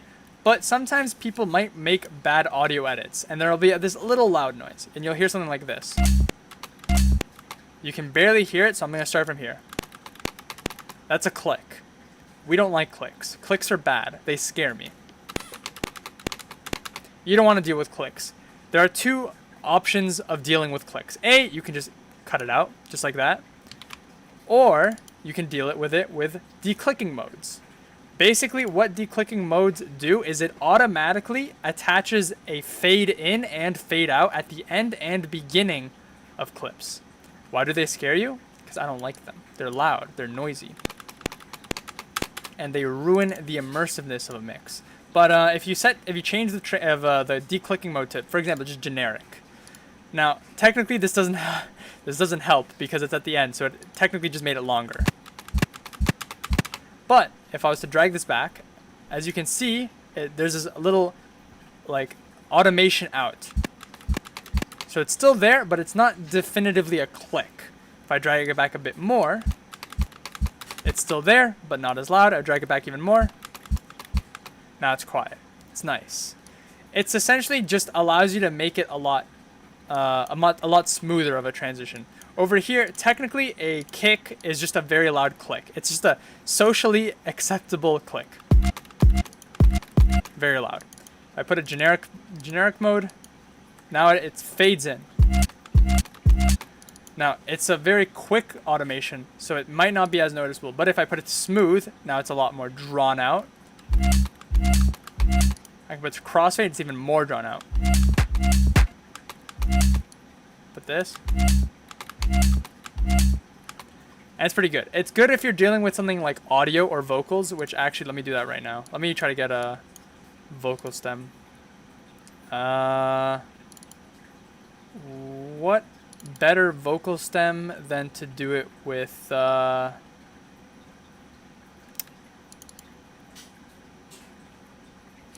Let's just do it with this one.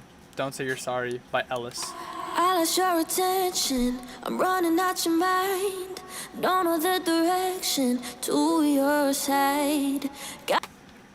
So if we wanted to cut this up, you know, this could be a better example as like a podcast, all right? But you've got this over here. To your side. Do this. To your side.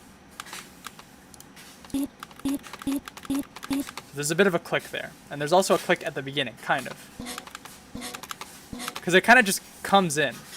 Now I can describe the scientific explanation behind a click. Actually, I'll do it right now. Why not? Just a little bit of fun. So as you know, audio, right? It's a waveform. All right, you got this sine wave over here. It's always between. You got 0, which is silence, and you got 1, or technically 1, which is like loud, right? The science behind a click is if you cut the audio at a point of the waveform that is not at 0. So for example, if I just cut the audio, I just did this. Okay,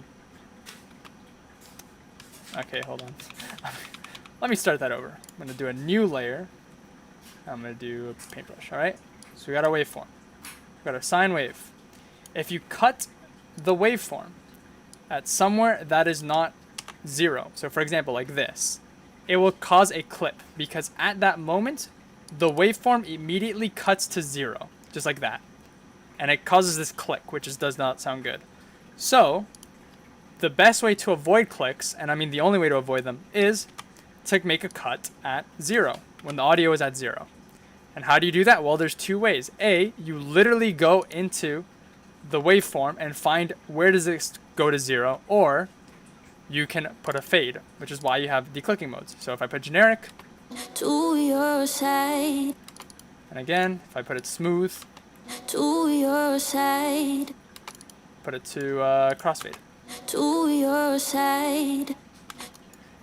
You might not hear it as much now, but there's a lot of usage behind it when you're working with mashups, and you know, with transitions and stuff like that is also something you might deal with.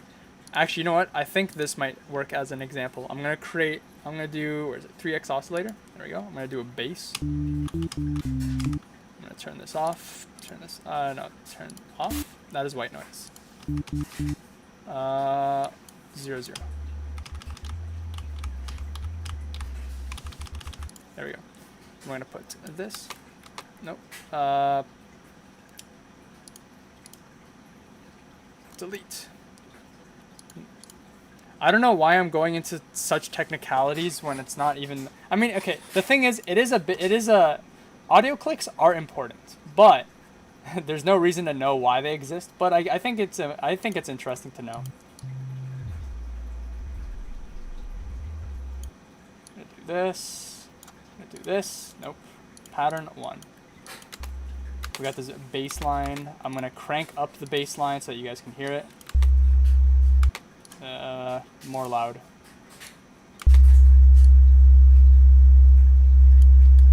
There we go.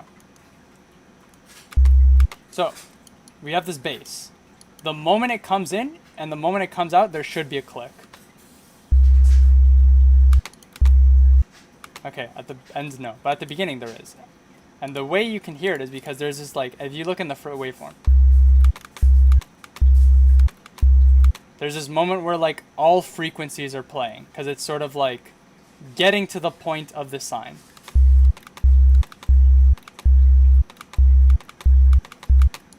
I think if I do this. Oh, if I zoom in. Ah.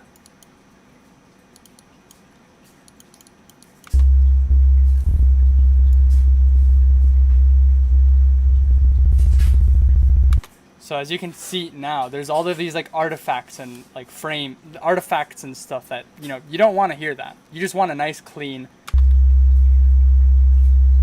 that. Now imagine those artifacts in like a mashup or a song. Then it doesn't sound that good. So that's essentially the whole science behind audio clicking. Now you might be wondering, Dual, why should I care? You technically don't. But the point is, if you do encounter clicks, and there are a lot of them, and you don't want to manually go in and, you know, get rid of them, declicking mode will become your friend. And there you go. Yeah, that was a bit of a tangent. Anyways, let's finish this off because we're getting pretty close to finishing talking about the sampler. So where's my magnifying glass? My trusty magnifying glass. Bro, let me just say, right, real quick side note, the magnifying glass, I fucking love it, bro. That was one of the things I missed when I was with a MacBook for a while. So we've got pre-computed effects. These are pretty good and they're pretty helpful. They're best to be shown on something like this. So I'm gonna do it over here. So pre-computed effects are pretty good because it's essentially like you can just slap on a couple effects on the entire audio. So normally for something like an entire song, you're not going to be able to put these on, but there's a couple that you can do. For the right from the beginning, get-go, there's remove DC offset. If you click on that, you're not going to notice anything. And the reason for that is because this is a very particular effect that really only applies to MP3s. And I'll explain why. If you've ever worked with MP3s, so the thing is, I usually work with WAV files, so I actually don't come across this very often. So let me see if I can get an example. If you work with an MP3, at the very beginning of the MP3 file, there is like a couple milliseconds of just silence. Let me see if I can find it.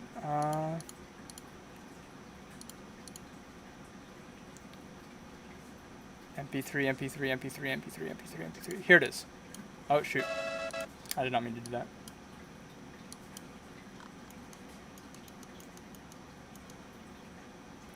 I don't even know. Hold on. Is this... Okay. Alright, here's what we're going to do, alright? If you got to go to the bathroom, this is your bathroom break time. I'm going to try downloading a song. I'm going to download a song from the Monster Cat website. I'm going to download the WAV version, and I'm going to download the MP3 version. What's a song that I should download? It's a song that needs to be loud from the start. Let's just dirty audio.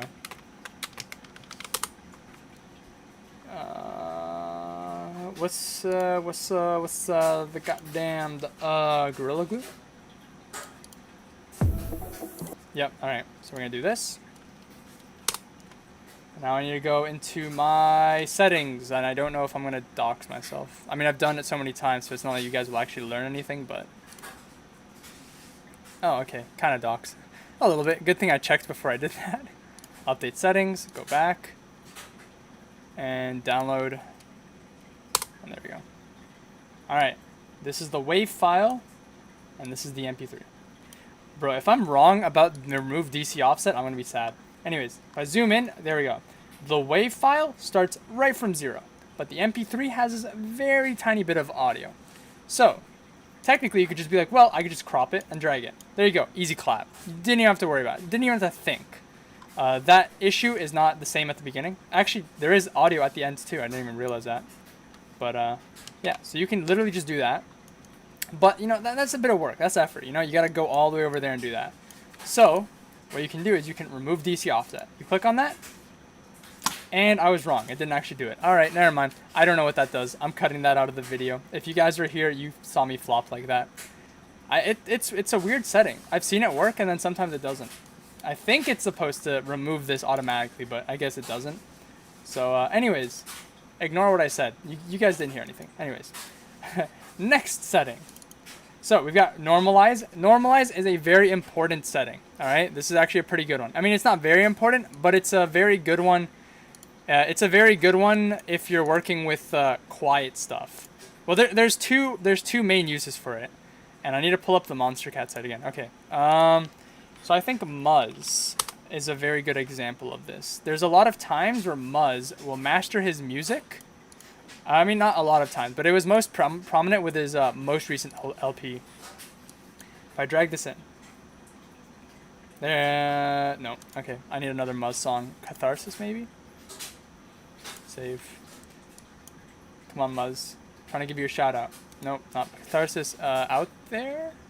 Start again. So, let's do start again. Come on, Muzz. I'm gonna end up downloading the whole LP. Nope. It's one of the DNB songs, frick. Nope. Somewhere else, maybe?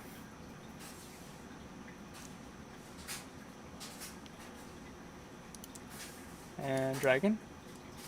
Come on. No. Holy cow.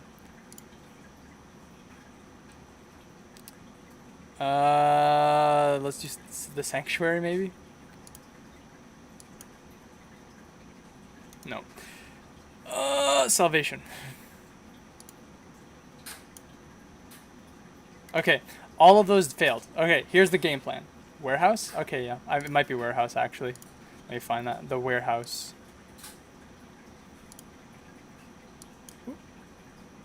No. Alright, anyways. I'm just going to recreate it. So I'm going to do this. So, depending on how people master their music. In the EDM world, people usually just master it straight to 0 decibels. As you can see, it goes right to 0 dB.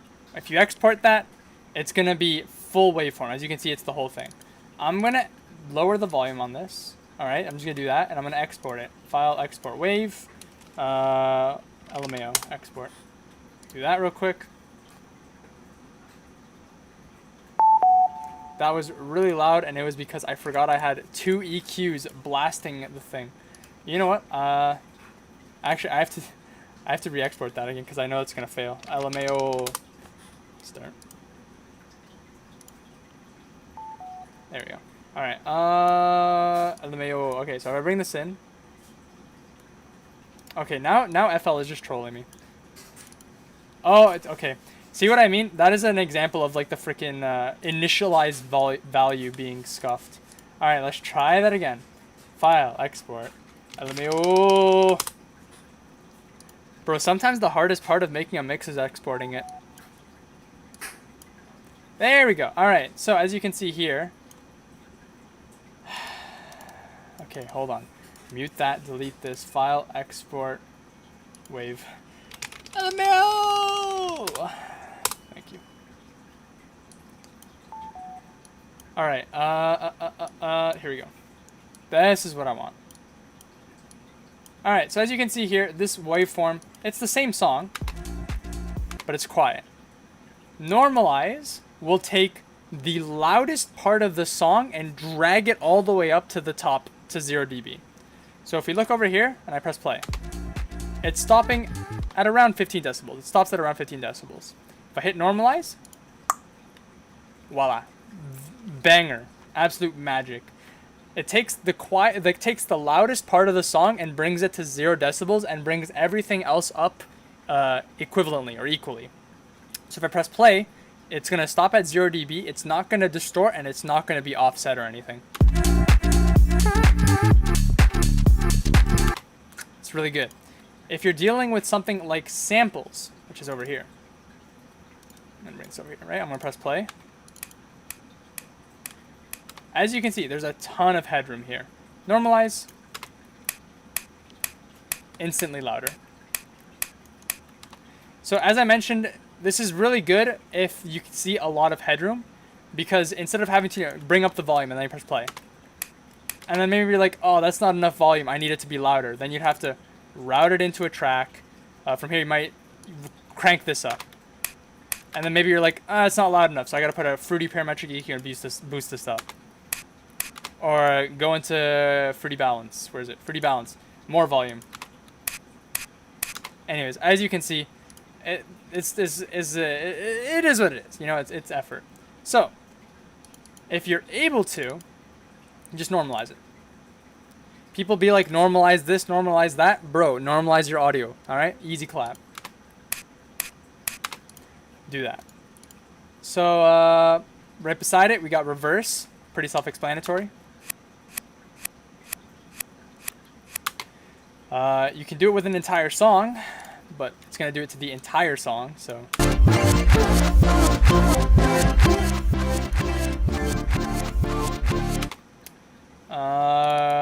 We got reverse, normalize, reverse polarity. That is a bit of a, oh shoot, normalize, I want that. Reverse polarity is a bit of a niche setting, but it is one that I've used a few times. Basically, all it does is it takes the waveform and reflects it on the horizontal axis. Just turns it upside down. It will not sound different.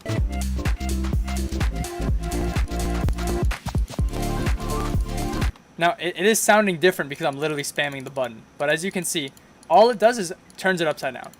The only reason why you might ever use that setting is because there's this thing called phase cancellation. And you've probably heard this a couple times if you've ever searched up how to isolate acapella on Google or on YouTube. So we're gonna bring that back the whiteboard. I'm gonna delete this and yes, and make a new layer. So the way it works is, where's my paintbrush? There we go. Did I zoom in? No. All right. Oh, I'm on the wrong tool. I want paintbrush. How do I paintbrush? Do I press P? That is not the paintbrush. That is the pen. Where's my paintbrush? There it is. Woo! There we go. So the way phase cancellation works is, let's just say you have two sine waves. All right. Hold on. You got two sine waves. Shoot. Oh shoot. I've never mixed music, but it's good to see you, my dude. Hello, KVR. It's good to see you too. All right, so let's say you have two waveforms, right? Two sine waves. Very nice. All right. Sound, unfortunately, is like math. All right. If I have, let me fix this real quick. There we go. If I have another sine wave that is exactly like it, what it's gonna do is it's gonna say, okay, at this point, let's just say this point over here, that's a value of 1. And then this point is a value of 1. All right, I'm just using arbitrary value of 1. The output of the two waveforms will be a sine wave. Oh shoot! The value of the two waveforms will be a sine wave, but now the peak over here is a value of 2. All right, straightforward so far. If we have two sine waves, all right, and one of them goes like this, and then the other one is the opposite and goes like this, it will do the same thing. You take this over here, it's a value of 1. But then you take this, and it's a value of -1. So the output of those two tracks will literally just be a silent line. Just be 0. So there are very niche circumstances in mixing where if you're transitioning between two tracks, if it sounds weird, it is possible that the phase of the two tracks are canceling out. Now, it is very, very unlikely that you will ever have to deal with that unless, like, there's a few possibilities. Number one, you are mixing between maybe an extended mix and an original mix of a track because there's a lot of elements that might clash. You might be mixing between different songs from the same artist because they might use their own sample packs. So maybe 3 tracks might have the same drum sample and it cancels out. Or as I mentioned earlier, it is possible to isolate an acapella from a track using phase cancellation. Now, FL Studio, I'm just gonna be straight up with you, is not a good program to do that because, as I showed earlier, when you try to zoom in, you can't go zoom in enough to be able to isolate the acapella and the track perfectly enough to do that. But the theory behind it is essentially, if you have the instrumental, right? You have the instrumental of the track, and then you have the original track, but you flip the original upside down. It will phase the entire track except the acapella. So that's essentially what you can do with that. But like I mentioned, a bit of a niche option, but at least you know what it does. Fade stereo. I don't really know what phase stereo does. I mean, you can kind of see what it does. It does something weird to the waveform.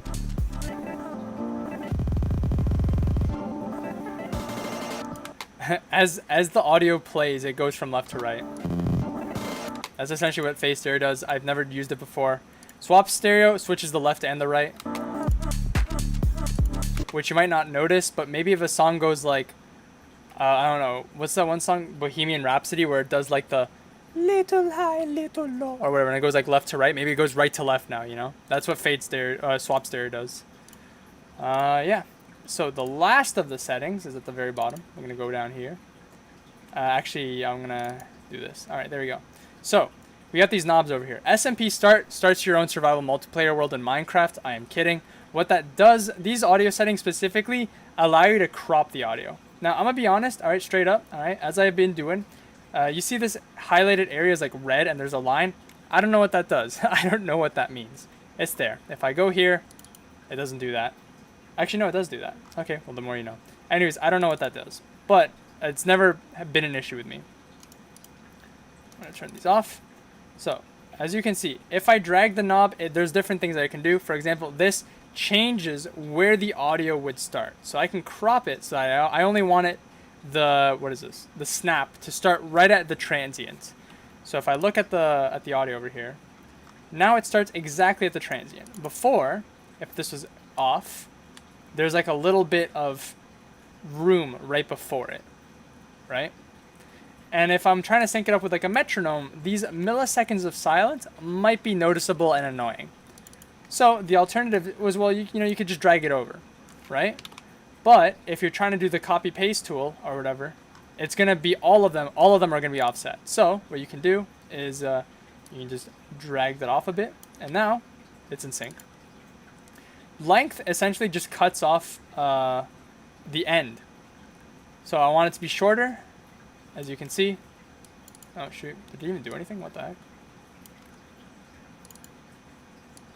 Oh, I know what's happening. Hold on. Let's turn this off, and now it should work. So if I turn off the length, as you can see, it's like stretching it out. Basically. Wait, now I'm confused on myself if it's even working. Yeah, it does. There we go. So it stretches out the audio. So if I go up here, it's stretching out. It's essentially keeping the beginning and the end, but it's like stretching out the length of it. So it's really weird if I put it back some.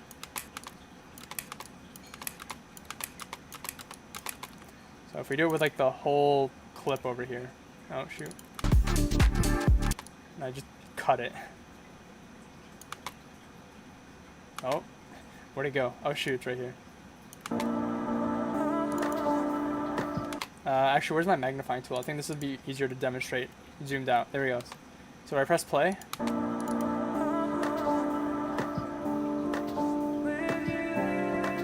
Literally just cuts off the end. So that's what you can do with the length tool if you wanted to customize it. The alternative is you could literally just, do this.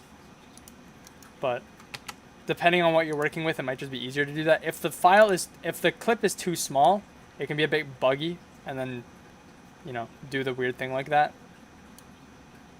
I guess like this. Nope. Do it even smaller. Well, now you have a single sample. But anyways, that's what length does. In applies a fade in and a fade out. So I'm going to go back here. I'm going to normalize it so you guys notice it more. There we go. In and out applies a fade in and a fade out. So as you can see here, it's like, actually, wait, let's do this. So you can apply a fade in. Oh, okay. If you have normalize on, it updates whatever settings you're doing based on the normalize. So I'm going to turn it off so you guys see it. So as you can see, I'm putting a fade in on the transient. But as you can see, it's like,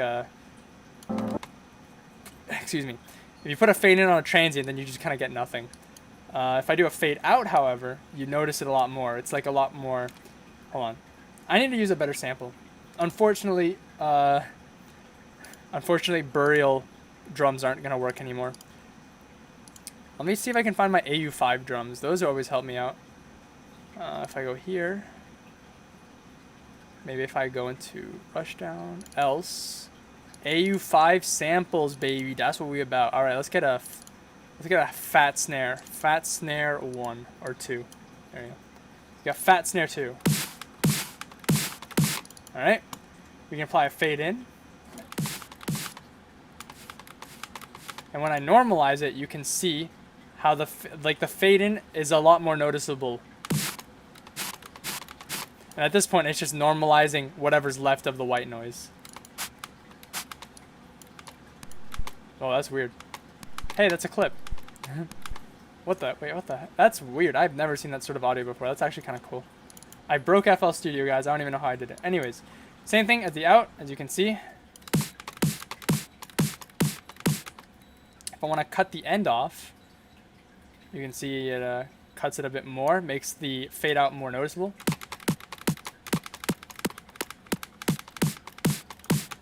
Same thing with it going in. Oh, shoot. There we go.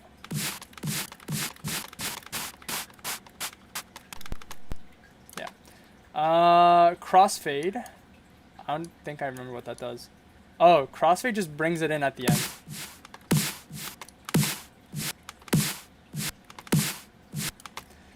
I think this works better for vocals.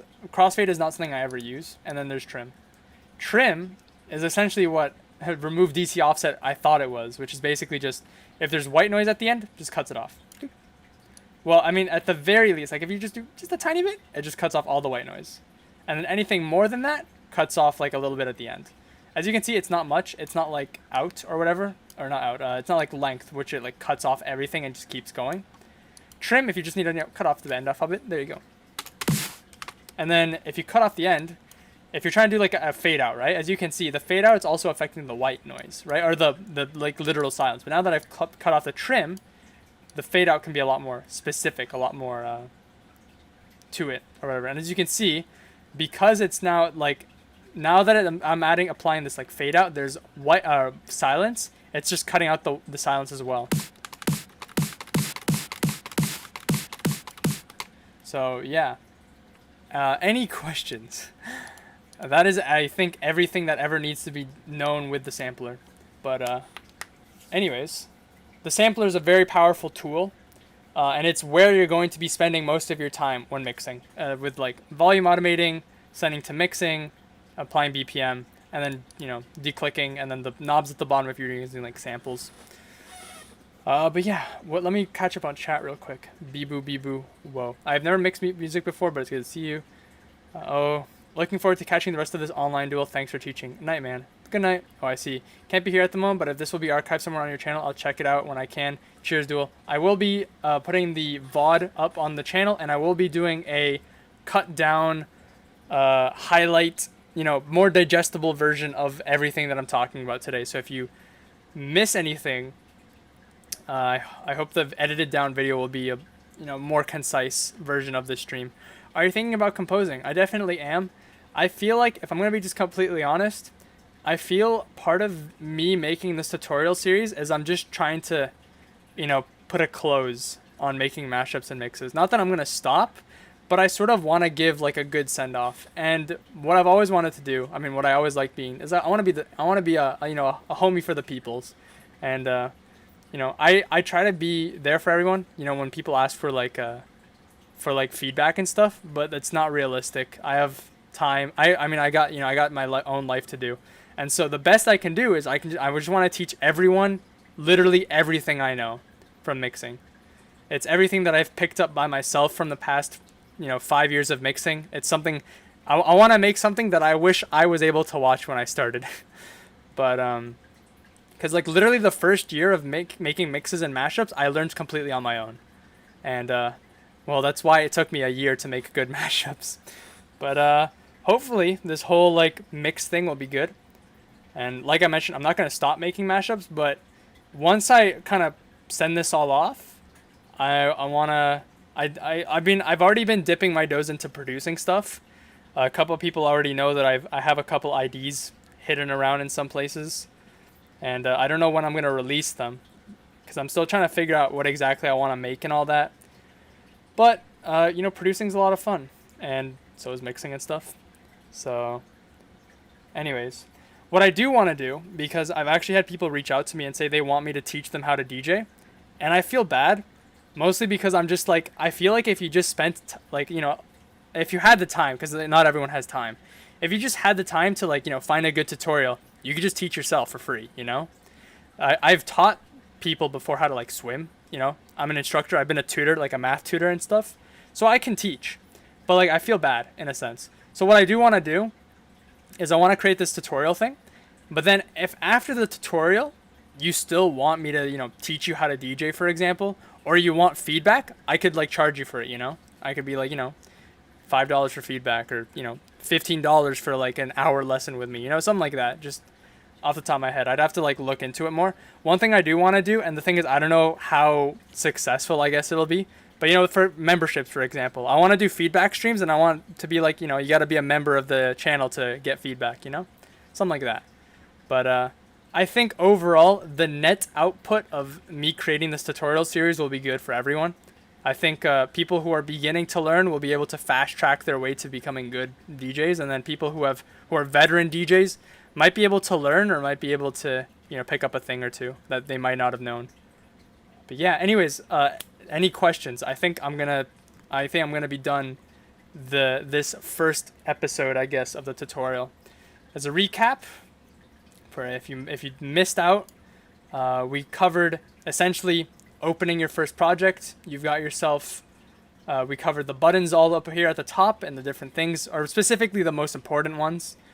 We covered all the functionalities of the playlist, and I feel like there was something else I don't remember. Oh, we covered that there's the undo history here.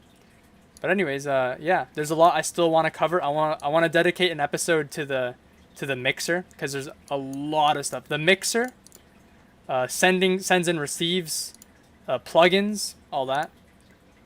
And then, of course, I eventually want to dedicate time to, I guess, how to make a mix. I wanted to talk about how to make a mix. I didn't even get to talk about how to make a mix. But yeah, actually, no, there is one more thing I'm going to cover. It is a huge life hack if you don't know about it. And the entire time I've been doing it like the bad way, because I want it to be like, you don't have to torture yourself doing this because there's this way. But basically, if you do create automation clip, it creates an automation clip the length of the entire project. And that sucks when you're someone like me who has like an hour-long mix and has accidentally made an hour-long automation. Maybe you only need like a small automation. So what you can do is, if you select at the top, maybe you just need an automation that is this long, right? Now that you have this area selected, you can literally right-click anything that can be automated, create automation, and it will create an automation clip that is only that long. This is something I wish I knew earlier. I have lost a lot of time like shrinking automations down, so this is very important as well. The few things that I'm just like very important tip, this is one of them. Know how to create small automations, I guess. But yeah, I know I've already asked before, but any questions? If anyone has any questions, send them my way. Oh, I have a link in the description. If you guys, if there's specific things that I haven't covered that you want me to cover, there's a form in the description down below that you guys can fill out. That just basically tell me what you want to see or whatever. And yeah, that was a solid stream. I'm content.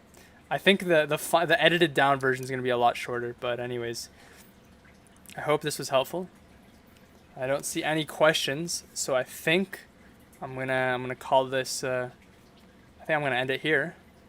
Hopefully, the next. I don't know how many of these streams I plan to do. I think like 5 to 7 max. I don't think if I'm just doing like marathon streams like this, I think I should be able to get through them pretty quickly. But otherwise, I think I've covered mostly everything. Okie dokie. Yeah. All right. Doesn't look like we have any questions, so I'm just gonna end the stream here. If you guys are interested in keeping up to date with me or whatever, you guys can follow my socials below. I have a Discord server if you guys want to join and chat or whatever. And yeah. Anyways, I'm gonna head out. I'm gonna play some nice Cloud9 here, and I'm gonna end off the stream. Hope you guys enjoyed, and I'll see you guys later. Bye bye.